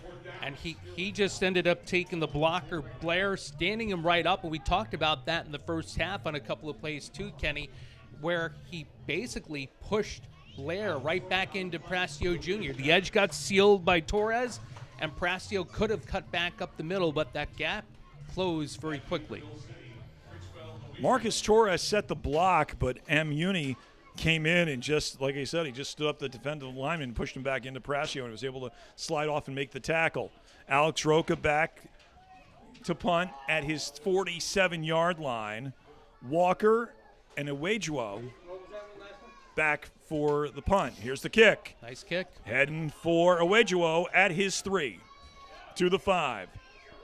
Making a move. Brian Trying Thomas. to get to the 10, and he is stopped in a flag on the play at the 6-yard line. So a short return. Uwejuo went a lot of vertical, but not a lot of horizontal. And that allowed the Greenjackets to get a special team stop at the 8-yard line, and we got a flag on the play. Because it was an end-over-end kick by Roca, if I was Uwejuo, I would have let that ball sail over my head and just take the gamble that would have rolled back through the end zone, as it looks like this penalty is going to be called against Glens Falls. Yeah, looks like we've got a face mask against the Greenjackets, and that'll move it to the 21-yard line. So it's a 15-yarder because the spot of the foul was about the 6.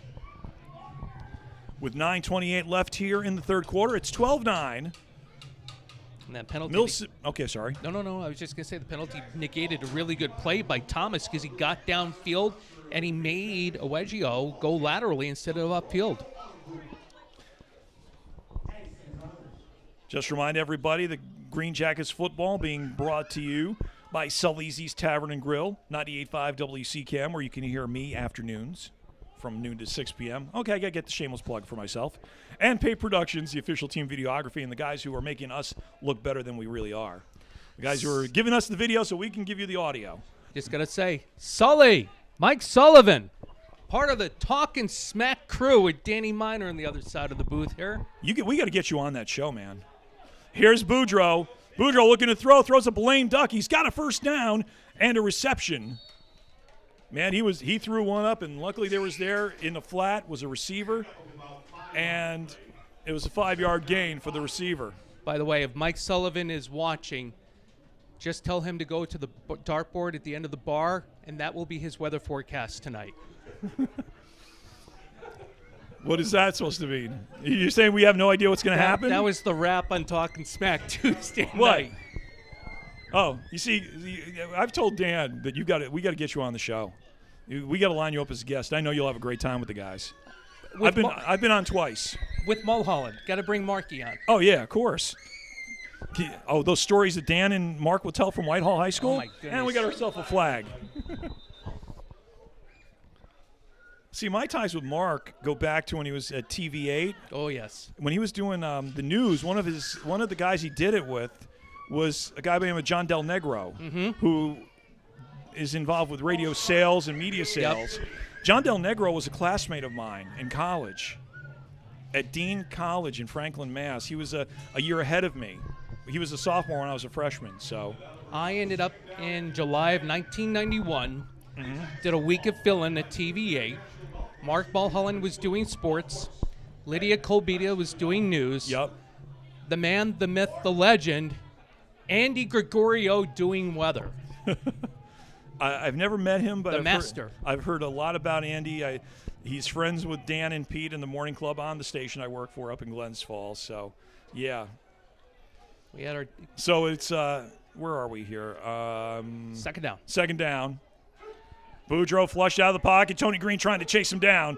He's looking to throw over the middle. Got the receiver. It is 12. Is it caught? It is caught at the 48-yard line by number 12. That is Tyler Saunders. And you can see Boudreaux speed eluding Tony Green Jr., but also having fundamentals on being able to set his feet just enough with arm strength and zip that ball down the sideline to Saunders. Now I've been on the Talkin' Smack podcast twice. I did a fill-in because they were shorthanded, and then we did one at Glens Falls Brewfest, and we saw things that we shouldn't have seen that day. Just ask Dan about the guy with the fly open, and then we were supposed to do a segment, and as I was starting to do the segment, we had projectile vomiting 10 feet in front of us on the floor of the arena. And that took over. The segment just went nowhere because we were talking about don't step in the vomit.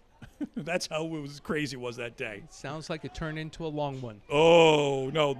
I'm trying to do the segment, and it just was like I should have just quit while I was ahead.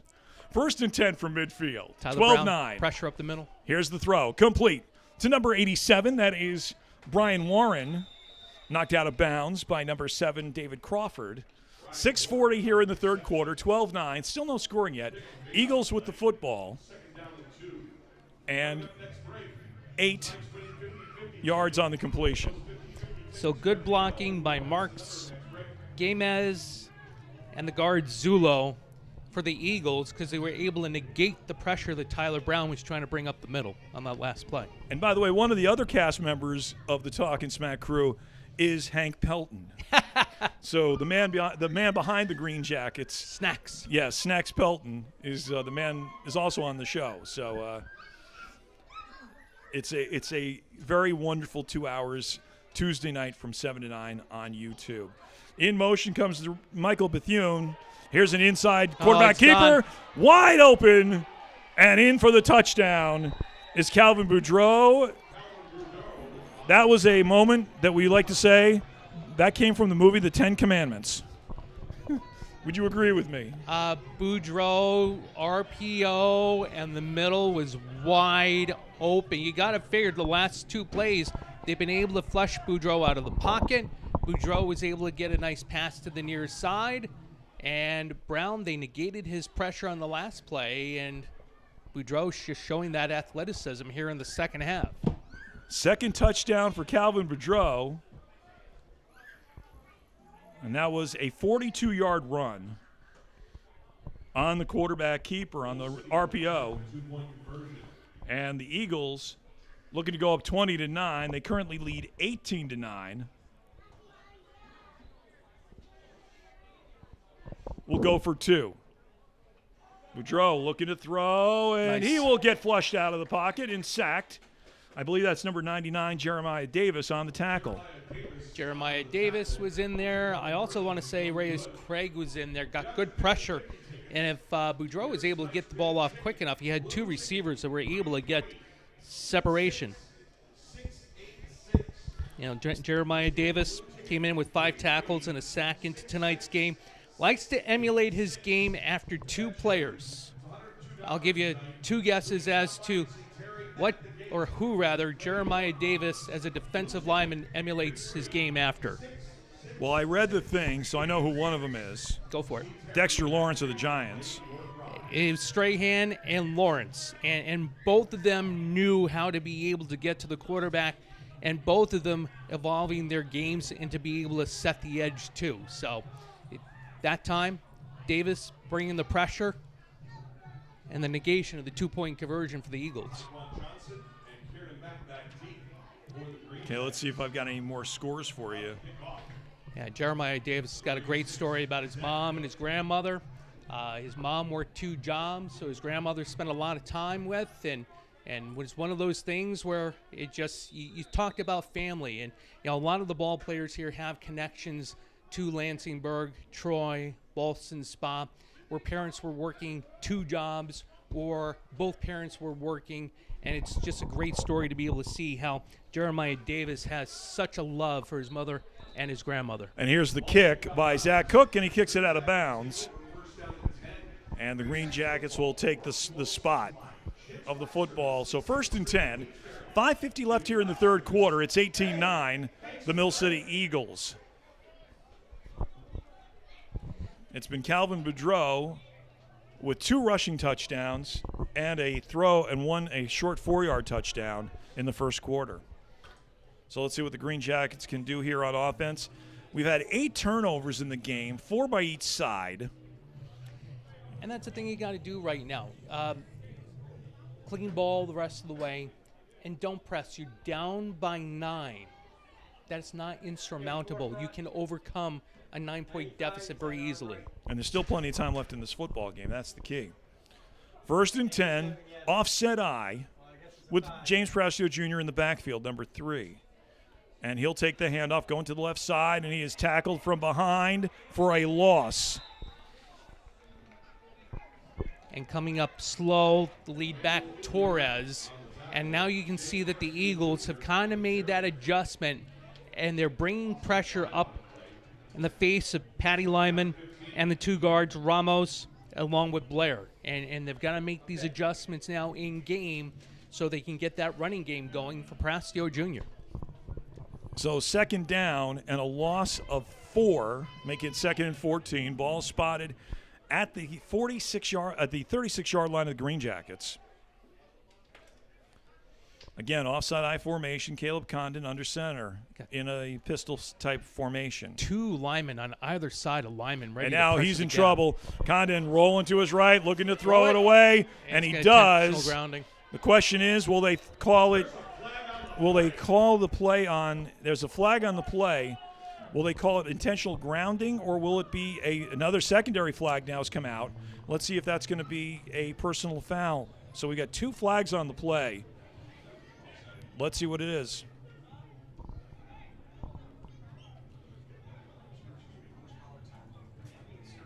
Let's see which one it is, as the officials are on the far side of the field, about the 23-4 line, and let's see what the call is.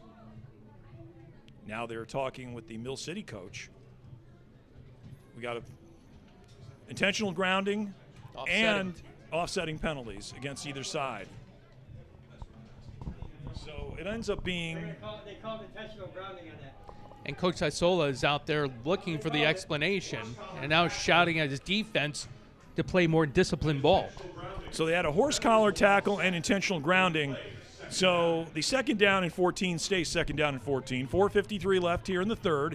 18-9. Mill City Eagles leading the Glens Falls Greenjackets. The Eagles have scored 6 points in each quarter. Have yet to convert on the extra point or the 2-point or the 2-2-point conversions they've attempted. So 95 is Jorge Elias, and 26 is Derek Capellan. They're on either shoulder of the center, Patty Lyman, and just really attacking Patty big time. Somehow, some way, the Greenjackets need to make that adjustment on the inside. 2nd down and 14.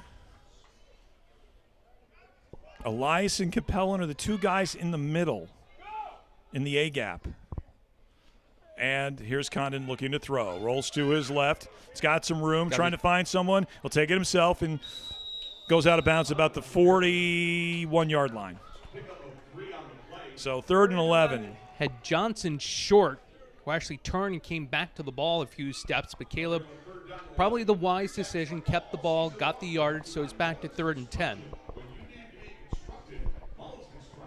4:13 left in the 3rd. It's 18-9 Eagles. Next week, back here, the Middleborough Cobras coming to town. And then in 2 weeks, the Boston Bandits will be here at Lansingburg High School, our home now for the next 4 weeks of the next 5. And once again, big thanks to everybody in Troy and Lansingburg for allowing us to be here.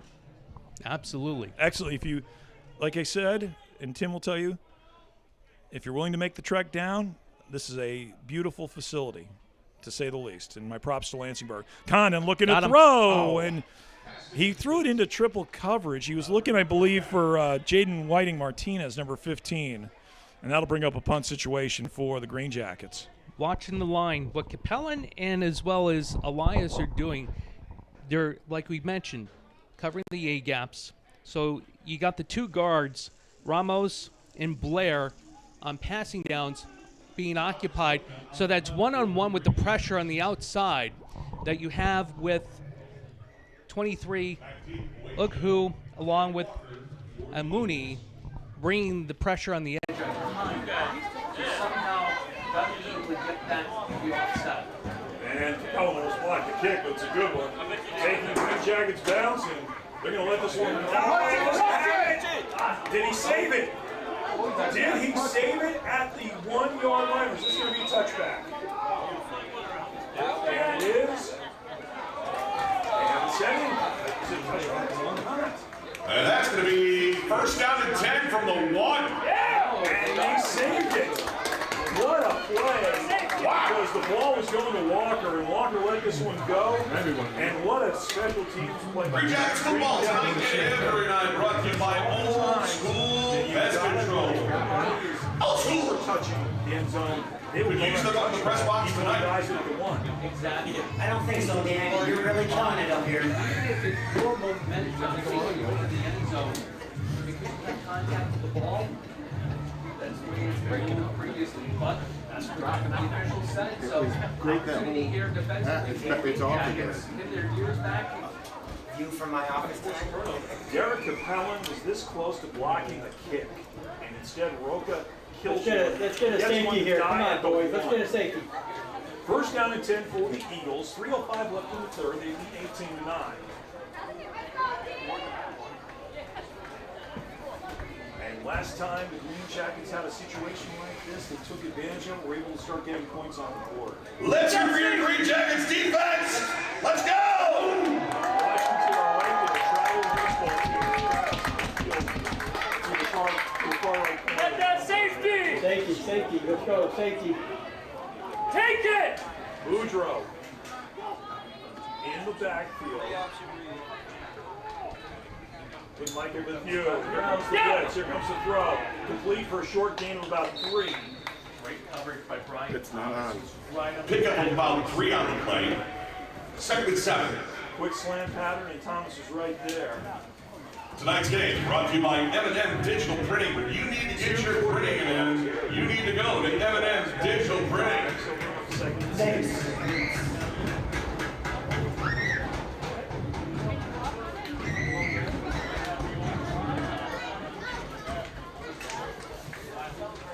Out around the show blitz. He gets protected. Here comes the edge runner for Ian. Ian will get him up to the first down, goes out of bounds to 15.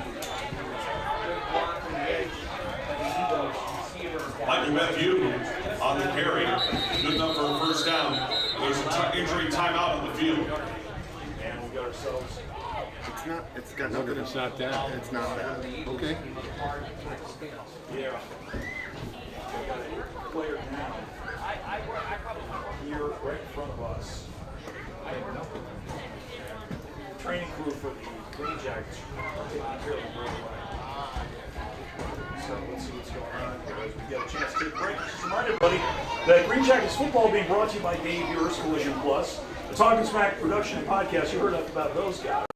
As I said, the guys are going to, I know you're going to the show once at least. You're on the guest list. Just about on. You'll have a great time for those 2 hours. Trust me.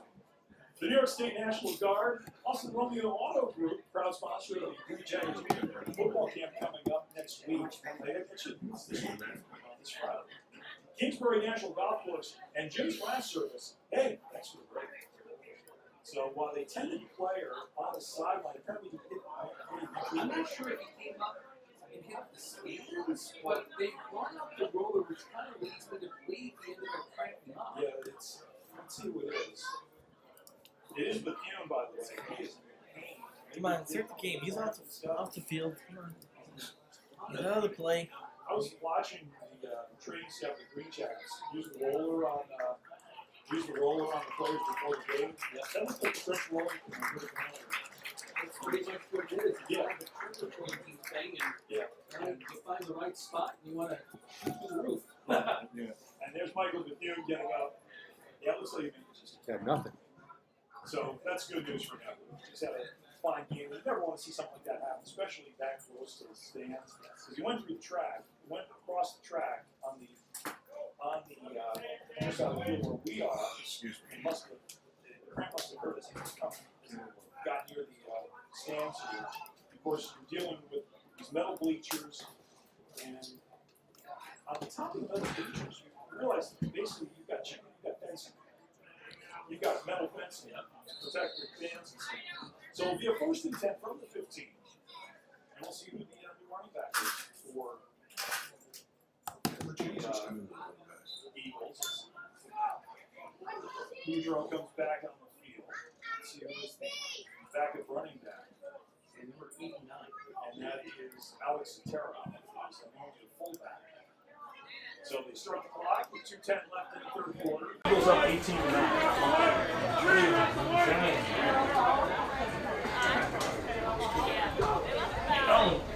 And Boudreaux will throw. Throw over the middle. What? No, Pass incomplete. Second down and 10. Don't forget your Greenjackets back here at Lansingburg High School next Saturday night against the Middleborough Cobras. How about the Big Ten? The Big Ten decided to go to Vegas this year. 3 days in Vegas. When you got to, you just realize you think about the Big Ten. It used to be this little conference in the Midwest. No, not anymore. When you're spanning the globe from Scottsdale, New Jersey to Seattle, Washington, down to Los Angeles, into the DC area, that's a whole lot of conference. Boudreaux takes the bad snap, finds the receiver, that's Martinez, at the 20, to the 20. Joshua Martinez on the reception. And a good adjustment by Martinez, as well as the quarterback Boudreaux being able to execute on that. And Glens Falls good. Pick up on 7 on the play. They'll bring out a third down and 3. As we've got Tyler Saunders coming in, replacing Ryan Walker.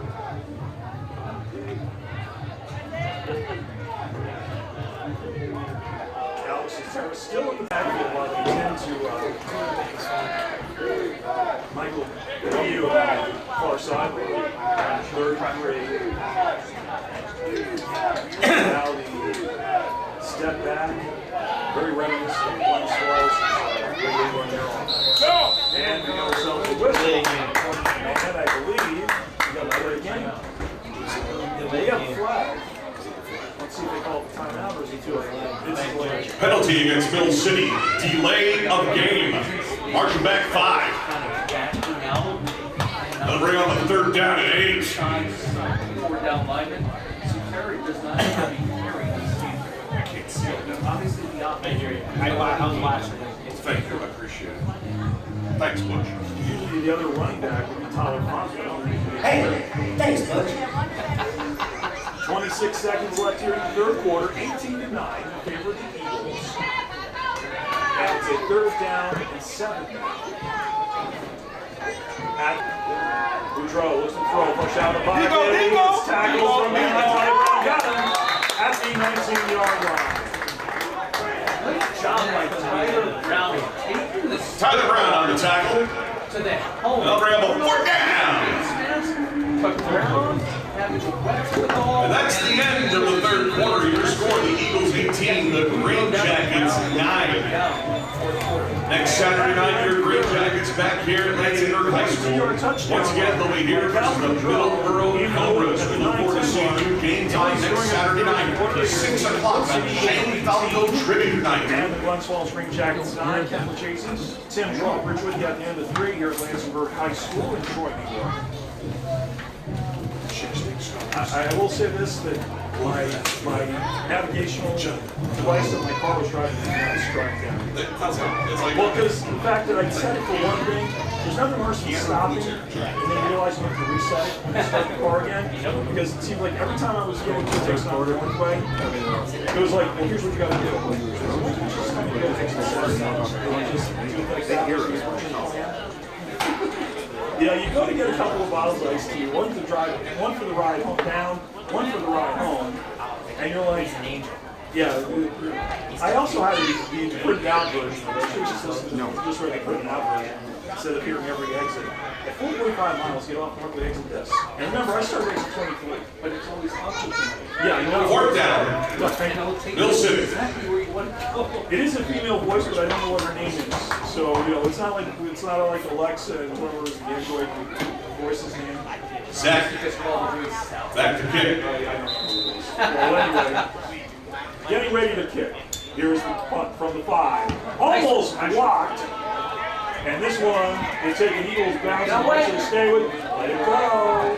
And it's Walker by Greenjackets take over first down and 10. 42 yards. Greenjackets football brought to you by Allen Powers CPA. When you need to get your CPA on, Allen Powers is your man. Hey, thanks for the deductions. Now my brother and sister-in-law, my sister and brother-in-law, have different ones. They do not have any shared package. One has an Android patch, one has an Apple. And we got lost. And we had to from our hotel. And I told my brother-in-law, what my brother-in-law like, he's one of those guys who want to tell him how to drive, because that's one of his vices, don't tell me how to do these. So my sister and him are having a party. We get in the parking lot where my parents are staying, and the two devices couldn't pronounce the name. And in the end, we ended up going to the right place. My brother-in-law said, "Hey, really go wrong." Yeah, right. Stupid. So it was funny. And so I hand off to Yahweh Midas, number 19, and he gets about 4 yards to the 46. Yahweh Midas on the carry. Pick up a 3 on the play. Second down and 7. Yes. Communicate, right? Right. Technology. No, so if you know anything about New Jersey, there's a town called Seacon, New Jersey. The street was like Seacon Street. Well, the one was calling it Absecon. So you had High Society Dispensary features an array of locally sourced cannabis items, from flower and edibles to vapes, concentrates, and tinctures too. I'd love to see the battle over the name of the Northwest Adirondacks. Oh, yeah. Us with gotcha. There's some towns here. I pronounced a lot of these wrong when I first moved here. Hand off to James Preston, junior number 3. James Preston, junior on the carry. 1 on the play. Made by Lansingburg and That's going to bring up third down and 6. Ability. Greenjackets would like to thank one of their great sponsors, the Chase Sports Complex. You need to get your sports on. Chase Sports Complex. I was calling Hague, the Hague, like the place where the O's sell. I was calling Chisholm Hill, because I couldn't pronounce it right, and I couldn't pronounce shroom right. I was pronouncing shroom. So yeah, I've had my fair share of mispronunciation. Hey, Kai's front. Up in Essex County. Four, 87, 87. Third down and 6. Midas in the last 2 plays. You gotta wonder if he went through or if he wouldn't have took a Con, they're trying to set up a screen. And nothing doing. Great play there. That was Bethune. And I believe that was Rashad Colson on the reception. That's going to bring up the 4th down and long. offensively. He's back in the field and it feels good. We need for him to be allowed to sit out the screen. Trying to set up that bonus screen. Alex Roca out to kick for the Greenjackets.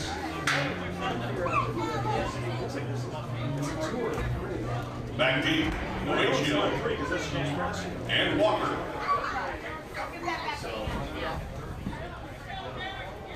You know that's not Velasquez.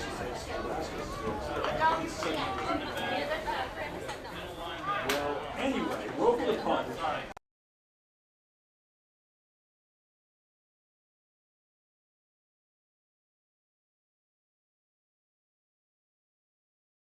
You're down, so be careful.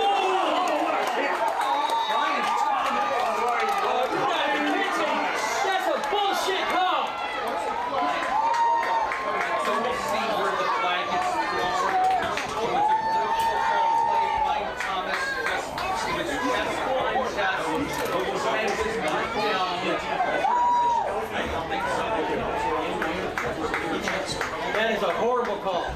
I just think that was a good football play, and I guess He had him in the chest. whether or not to the receiver. So let's see what's going on. That was, I don't know if that was a fair catch. I thought it was a fair catch and play. It's almost.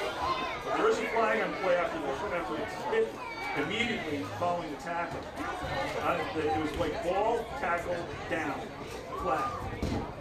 Bang, bang, bang, play. So what it, Wow. That was horrible. That was a bad call. It's 15 yards against the Greenjackets. I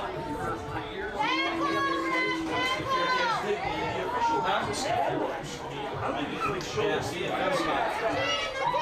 Good hit, and they get a free 15 yards. So a 15-yard penalty, and I'm still trying to figure out what the call was.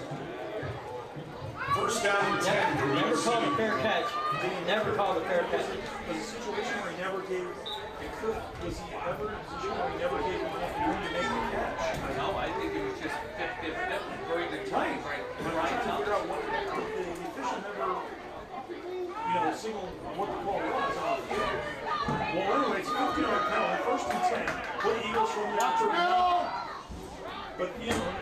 side handoff. Crosses the 40 for a gain of 2. Michael Bethune on the carry. Kickoff of 1 on the play. Second down and 9. Greenjackets football. Brought by our friends at the Queensberry Hotel. We'll see you at the Q. Thanks for the room. Just to remind everybody, the Greenjackets football being brought to you by Kingsburg National Golf Course. James Last Service, hey, thanks for the break. Mullins Construction, Old School Pest Control, and Visual Printing was Alan Powers' second down and 8 from the New City 41 for the Eagles. Calvin Boudreau. Here comes the Greenjackets on the play. Get him! There's our friends trying to chase down Boudreau. Pass incomplete. Let's get rid of a third down. That's just Boudreau's have. And tonight and every night, Greenjackets football brought to you by Urban Tissue. Proud sponsor of the Greenjackets Youth Football Team. Urban Tissue. Hey, thanks for the light. Capability and just overshoots. Excuse me, I'm trying to hold back the cough. I'm trying to sweep my water. That brings up a third down. There's no cough down. Third down and 8. 11:02 left here in the fourth. 18-9 Eagles.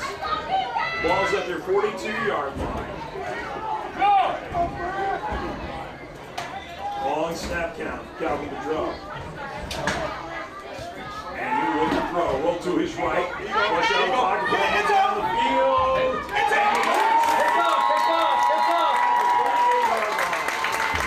And the pass is intercepted. That's simply Boudreau throwing back crosses. Rain and sit back as a safety playing center field. I want to say And that's the Greenjackets first down. it's looking for a 2-0.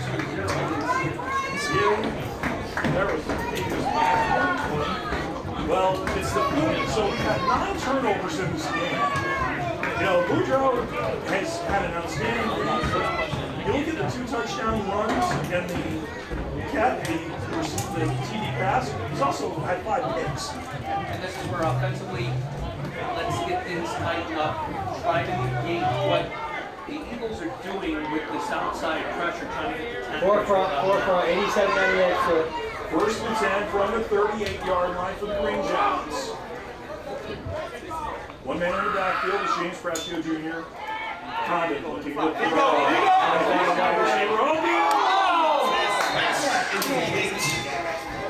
Second down and 10.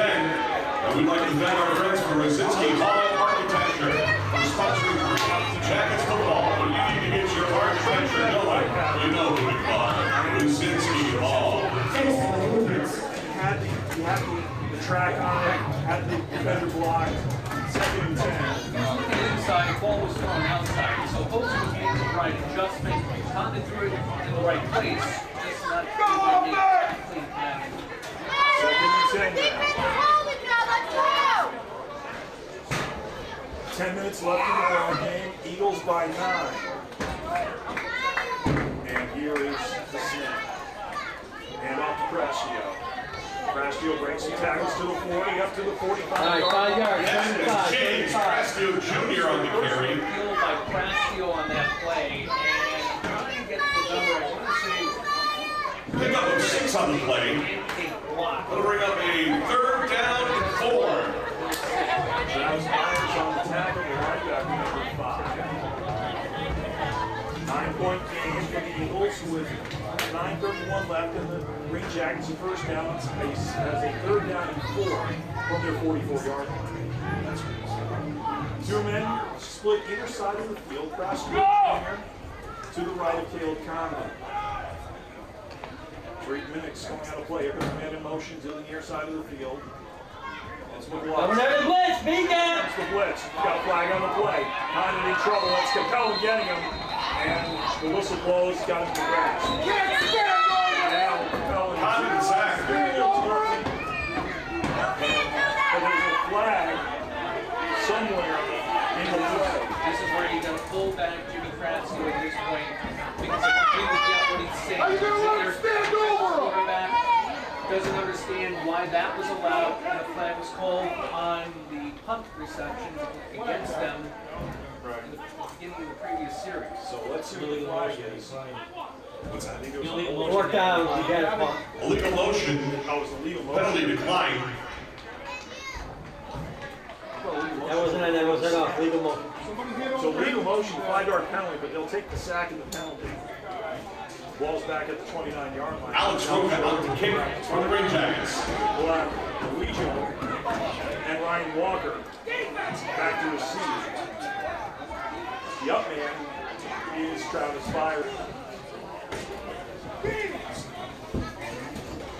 Last time the Greenjackets punted, it was a beautifully executed play. They got a 15-yard penalty on the tackle.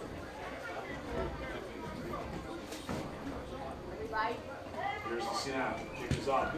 Nice end over and takes a bounce at the 35. Receive at the 34. Here goes the return man. Breaking tackle at the 45. And tackle at the 48-yard line. There are flags on the play. Yeah, for the Eagles.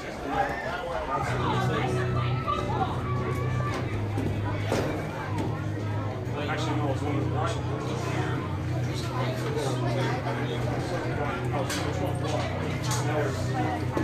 Henry Harris. I'll tell you when I hear it. Let's see what the penalty is. I'll tell you when I hear it. Personal foul.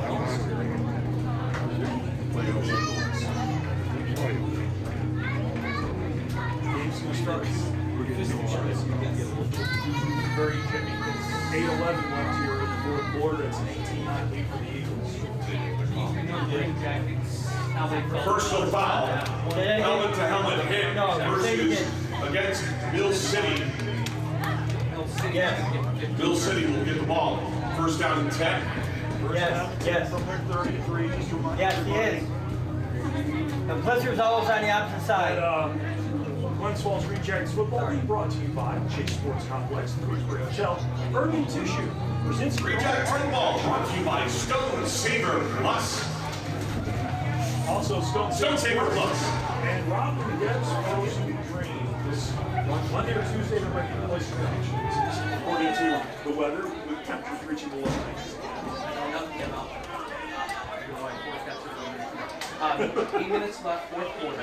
And you know, don't take the blame for it. That's all. They always play. I don't take credit for it. I know. There's a flag on your play. Full start. Hey, what Versus was that you saying? Mill City. So about March them back another 5. First and 15. possession game. It's 9 points. This is the thing about your first half. Greenjackets like to thank Robin Dent's Frozen Dreams for sponsoring Greenjackets football. When you're thinking about a dream, think about a frozen one. From Robin Dent's Frozen Dreams. Thanks for that. Don't blame him when there's a strange hurricane. Come on, let us talk to the people down here. That's no one can stories. Yes. That would be a great Victoria story. Really come up and him something. You know, you have people like scheduled meetings who sit down and all of a sudden they run the computers and they come up with things. Whoa! Wide open. Pass incomplete. Joe, and it's incomplete. And remember, for years, That can bring up a second down and 15. Greenjackets football all season long. Brought to you by our friends at Sully's East Tavern and Grill. That's Sully's East Tavern and Grill. You know what they are. The home of the Bullets. It's second and 15 now. 7:50 left here in the football game. The Eagles with an 18-9 lead. Had no scoring here. Eagles have scored 6 points in each of the first 3 quarters. Greenjackets put the 9th spot in the second. Calvin Boudreau.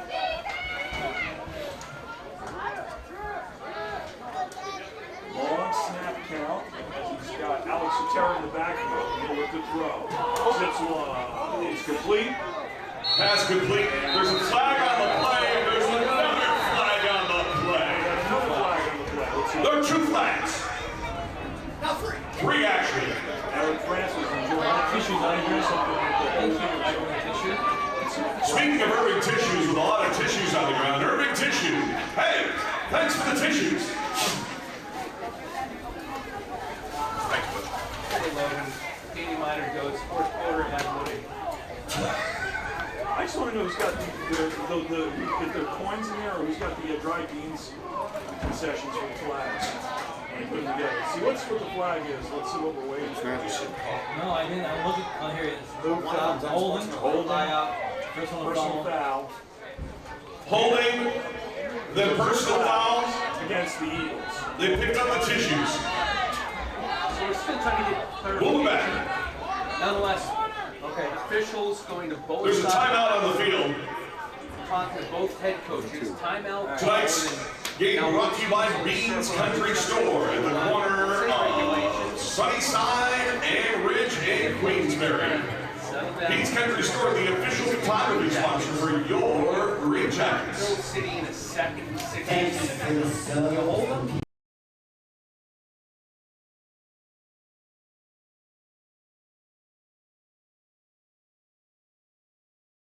On YouTube, Hey Productions, the official team videographer, with Kevin Chasey and meteorologist Tim Broadbridge on the call. Rhode Island Raptors with 23-10 win over the Middlesex County Longhorns.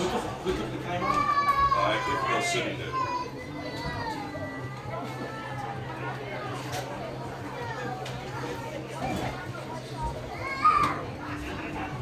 So let's see if I got any more. No sound on live stream? We had one earlier today. No sound. They're still trying to figure out the With a win over the Metro West Golden Badgers 20-6. So that's what we've got so far. The final score is that from the football.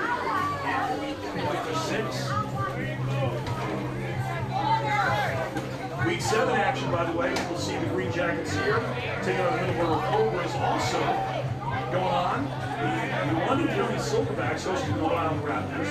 New England Bombers will take on the Boston Bandits at home. Second and very long way to go. Middle City, they're home against the Granite State Destroyers in Lawrence, Mass. The Middlesex County Longhorns hosting the Mass Warriors. Windsor Flyers taking on the April and the Rhode Island Riptide taking on the Panthers.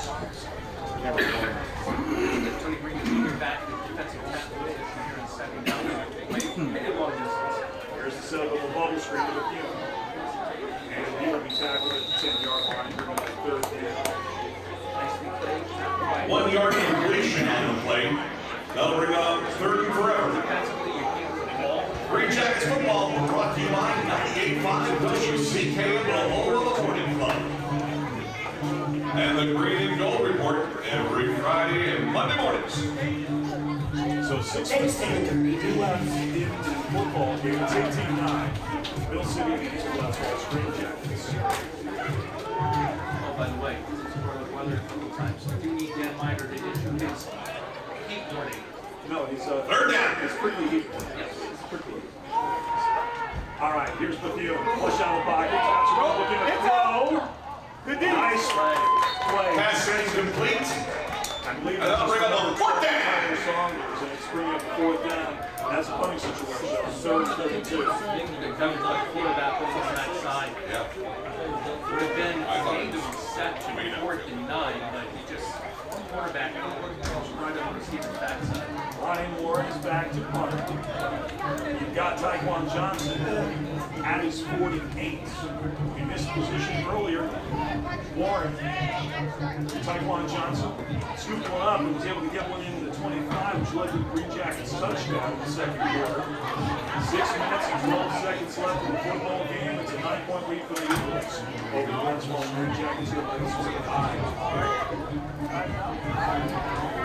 Warren. Green Jackets, good show. Here comes the blitz. Snap low. End over end kick. Let's see if Johnson will pick it up. He's going to let it go. And it will die at the. Go. Johnson will pick up. And he'll get a 4-yard return to the 47-yard. Taekwon Johnson on the return. So first and 10 from the 40. Green Jackets take over. First down and 10. 37 left. They've got all 3 timeouts left. Now it's wow. This was on defense. Having Ryan Marcus Blair, talking to Jay Conner. I don't think you're talking about how Mill City's attacking the defense.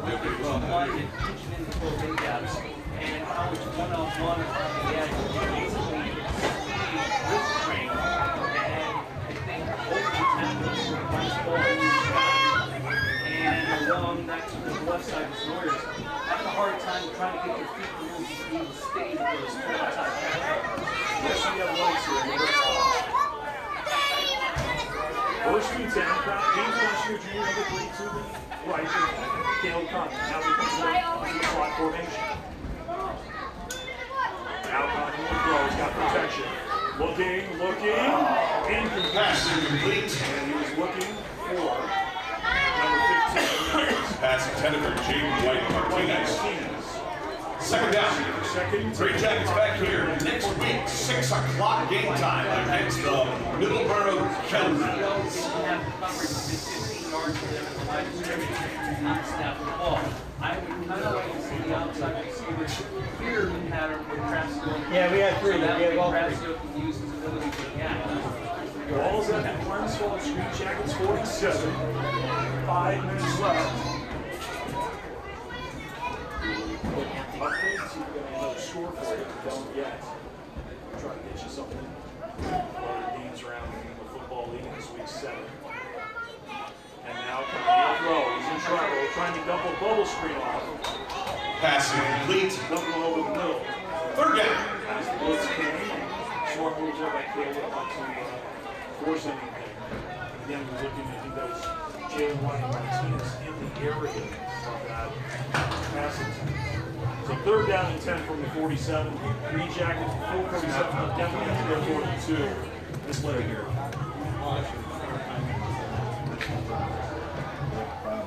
Here we are at Lansingburg High School, home of the Lansingburg Knights.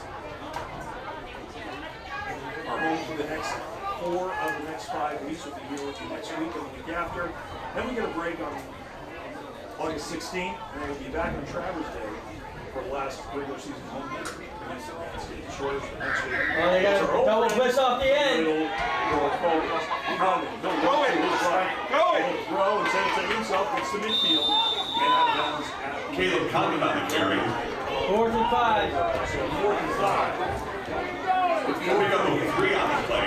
5 yards for this Bring up third down and 7.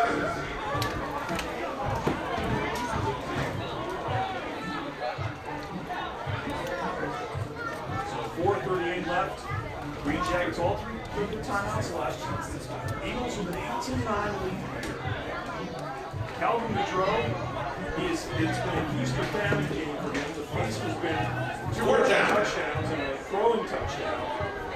Famine, he's thrown 5 picks. We've had 9 turnovers in this game between the 2 teams. 4th down and 6, make it. From the 49. Got some time. Passing complete.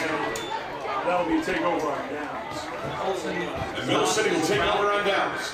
Condon thought he was going to keep going over the middle and leading him in that direction. And now Mill City's got the ability to take even more time off the clock.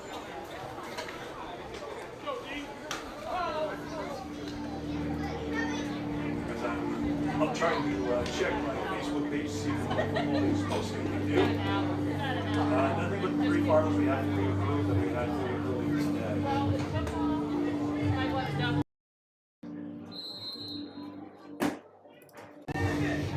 So now it's up to the defense. 4:32 to see if they can find a way to put 10 points on the board here. Trailing by 9. First down and 10, Mill City.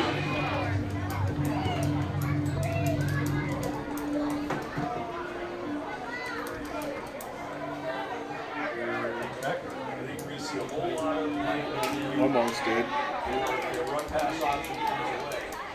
Did something, but it didn't fix it. First and 10. And hand off into the field. Trying to turn the corner.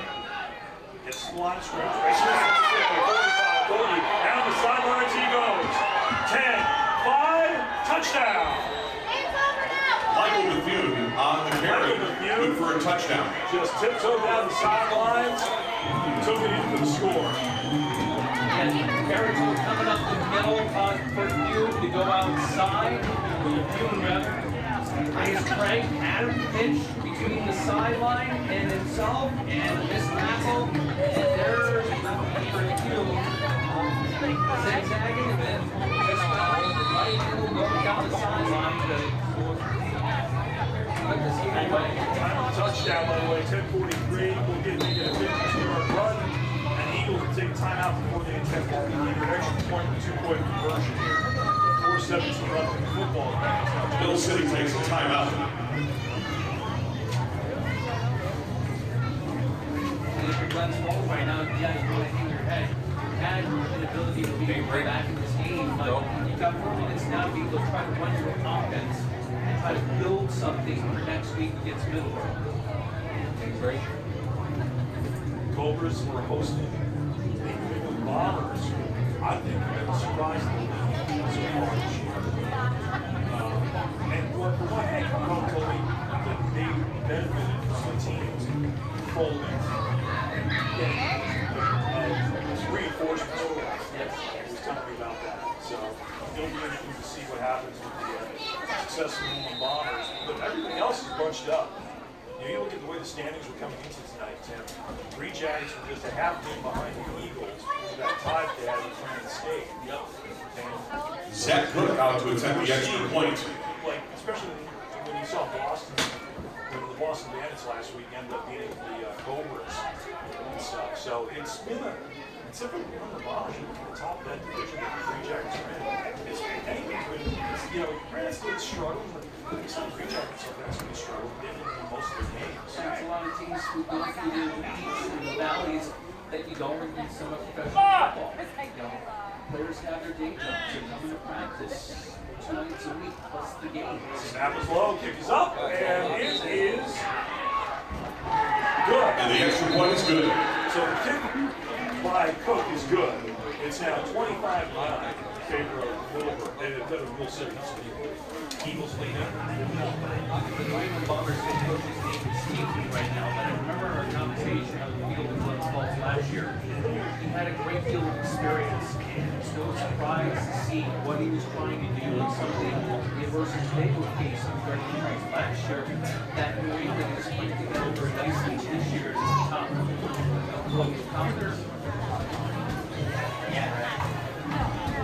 While we have a chance, we'll tell you about the conference standings. Starting tonight's action in the Royal Conference, the New England Bombers are 35-0. Boston Bandits and Middleborough Cobras each of 3-2. Tonight, Mill City Eagles started off 2-3, Greenjackets 1-3-1, and the Granite State Destroyers were 0-4. North Atlantic Conference. The Windsor Flyers are now 5-0. April Hickory 2-1. Brown Raptors 2-2. Mass Warriors 2-3. And the Middlesex County Longhorns 4-4. I think the Longhorns lost there now 5-5. But I'm a tied 2-0. They lost to them. The London County Silverbacks were 2-1. The Black Panthers, they won today, so they're 2-1. Vermont Ravens 2-3. They play tomorrow. And the Metro West Golden Badgers are now 1-4. Zach Cook on the kick for the Eagles. Setting into tonight's action throughout the New England Football League.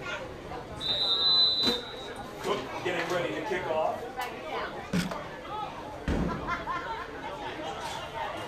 4:17 left in the football game. Mill City Eagles 25, Glens Falls Greenjackets 9. Tune in on greenjacketsfootball.com. Short kick. And this one, again, going out of bounds. Flag on the play as the ball is kicked out of bounds. Greenjackets will take over first down and 10. Don't get Greenjackets back here at Lansingburg High School next Saturday night at 6. Where they will take on the Middleborough Cobras. The only thing that came up with the coach of the New England Bombers was Mike Brady. No, that's he has 2 jobs. I think he's busy doing something. Hey. Yeah, I think he's got another football team he's got to worry about. We got 11. Okay, you talked about Google's now. 4:17. So much modern technology being right there. Yes. So it'll be 1st and 10 from the 35. Of course, we're back here next week. Our old friends, the Middleborough Cobras, come to town. In 2 weeks, the Boston Bandits will be here at Lansingburg High School. And the Greenjackets will head August 16th, they'll be heading to take on the Maryland Bombers before wrapping this up for the game against the Granite State Destroyers. Crastio Jr. moves into a slot formation to the far side of the field, empty backfield. Caleb kind of throw. Going to his left. No. Too much. Pass intercepted. Pass was looking for Tyquan Johnson. Pass intended Tyquan Johnson.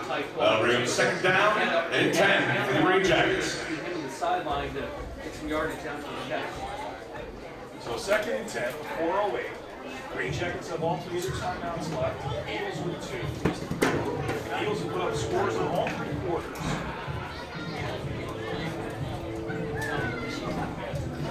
They lead 25-9.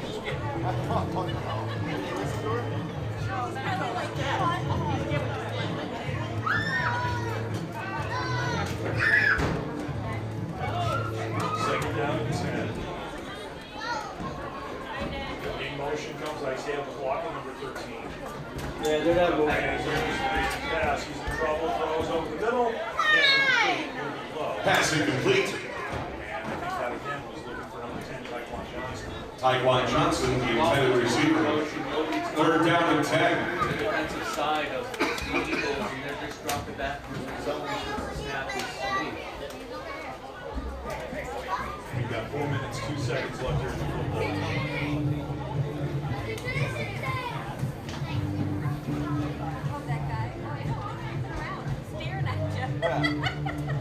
Lower money or what? We'll have 2 wide receivers split to either side. James Crastio Jr. to the left. Now he's to the right. And we'll see if he moves into a slot formation. Motion on this stage. Backfield is actually locked. Condon looking to throw. Ball got tipped and it's picked up by number 39. That is Mike Lansing. He's going down the sidelines and he's in for the touchdown. Mike Melanson on the interception. Return for a touchdown. Mill City. That is now officially the 5th turnover for the Green Jackets. We've had 10 turnovers in this game, 9 of them by interception. You could sense as soon as the ball was coming out of Bronson's hand that was going to have to result in this game. But who's had a great game defensively for the Eagles.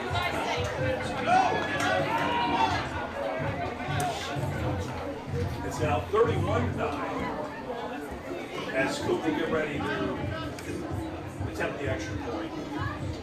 Green Jackets only have 8 players out.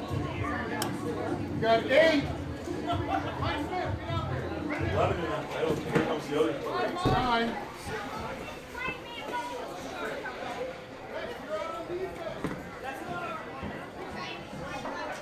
Man.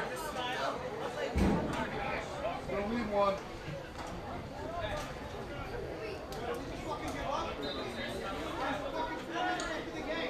All right, here we go.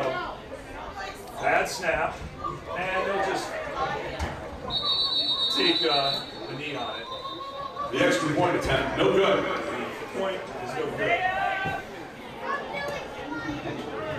And we talk about this all the time with Section 2 football, how hard it is to be able to put special teams. We've got enough players to be able to do 2 practices a week and your offense and your defense, run through and game plan.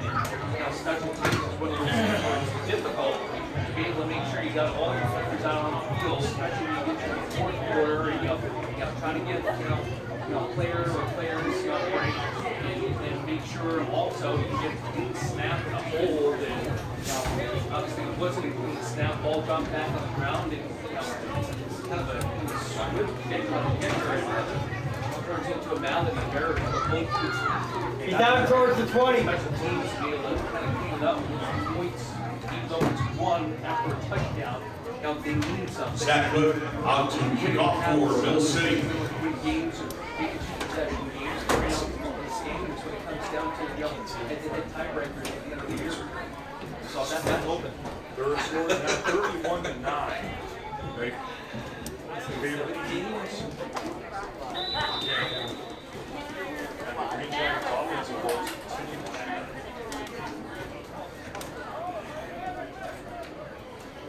Now there's a kick by Cook.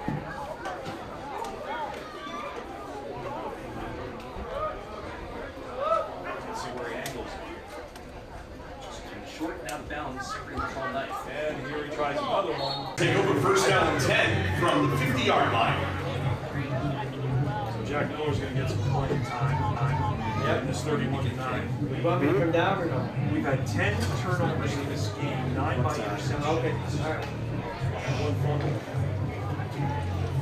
The most recent interception led to the last touchdown. Michael Lanson on the pick 6. Yep. So 3:50 left in the football game, 1st and 10 from midfield. It's Jack Miller now under center. Hand off to number 3, James Prasco Jr.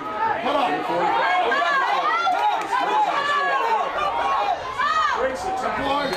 James Prasco Jr. on the carry. Pick up on 20 yards for the Greenjackets. First down.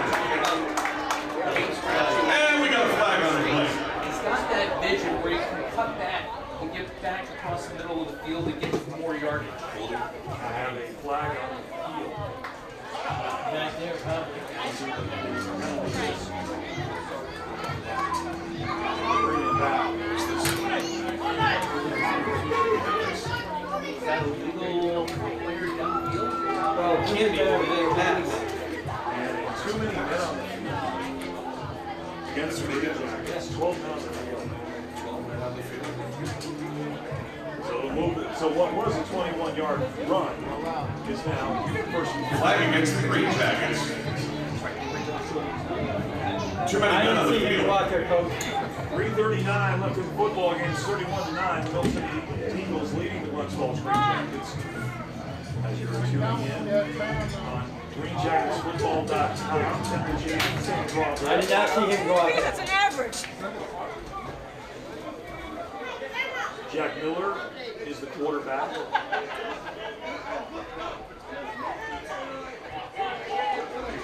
And Miller looking to throw, he'll take himself, he'll just running. He's got some movement to the 50, 45, up to the 40, down the sidelines, he goes out of bounds Oh, to the yeah, that was a 35. quick 20 yards. And it's Jack Miller on the carry. Jack Miller. That's good for the Greenjackets. First down. After the 5-yard penalty, so it'll be 1st and 10 now. 3:03 left, and we're out of bounds. Good job there by Jack Miller. First appearance. I like what I see on just one run. He had that ability to shake back, use the grass, use running backs. Two wide receiver split to either side. Miller's got Prasco to his left on this 1st and 10. Spotted actually at 37, and James Prasco Jr. will take the inside handoff. Almost from 35 up to 34. Second and 5. James Prasco Jr. on the carry. Quicker. Pick up a 5 on this leg. Sitting there and just got Out play. Second down and 5.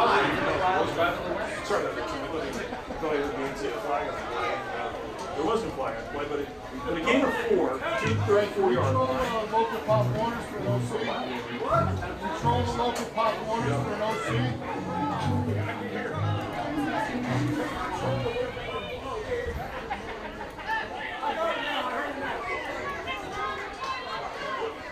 Second down and 6. Miller looks to throw. Right by the receiver. Open. Incomplete. Pass incomplete. And that'll bring up the 2-minute warning. Personal foul. And we've got a personal foul flag against Mill City. So we're reaching the 2-minute warning. Or 2-minute timeout. And we got a 15-yard penalty against Mill City. I like that. What Miller brought to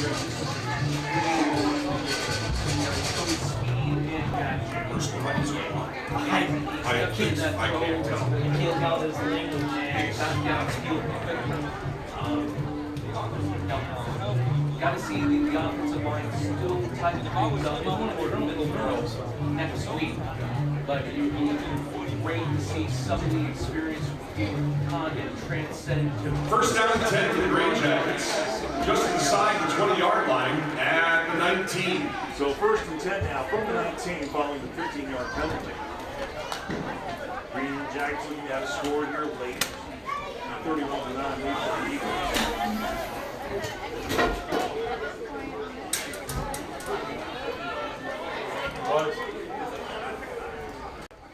Once again, big thing.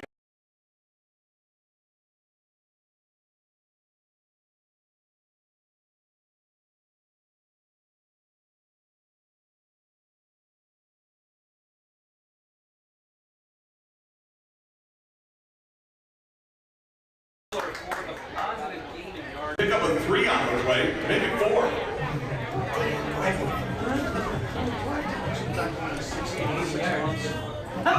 Second down. Sorry.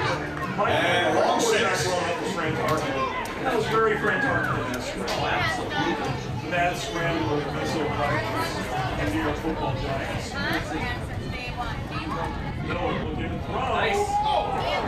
Pass incomplete. And the same players. Second down and 10 for the Greenjackets. Cyclone Johnson with a minute 4 left now in football.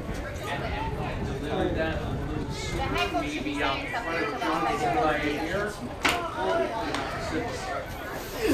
With minute 4, it's 31-9. Ball's at the 16-yard line.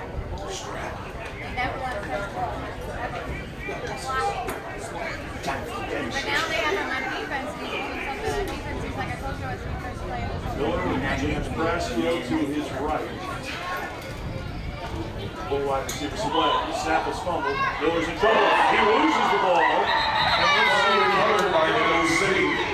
And the Eagles have recovered. And that is the 6th turnover of the game by the Greenjackets. And the 2nd fumble. One of those things where if you kind of do 1, 2 things to make it pressure here. So 55 seconds left. Middle City Eagles now leading 31-9 under a minute to play. They got the football. And if you looked at the score, you would believe that there was 11 turnovers between the two teams. And then he said, well, man, the ones that don't go to practice. He's like, I'm not fucking fun. I'm like, fuck. It was 18-9.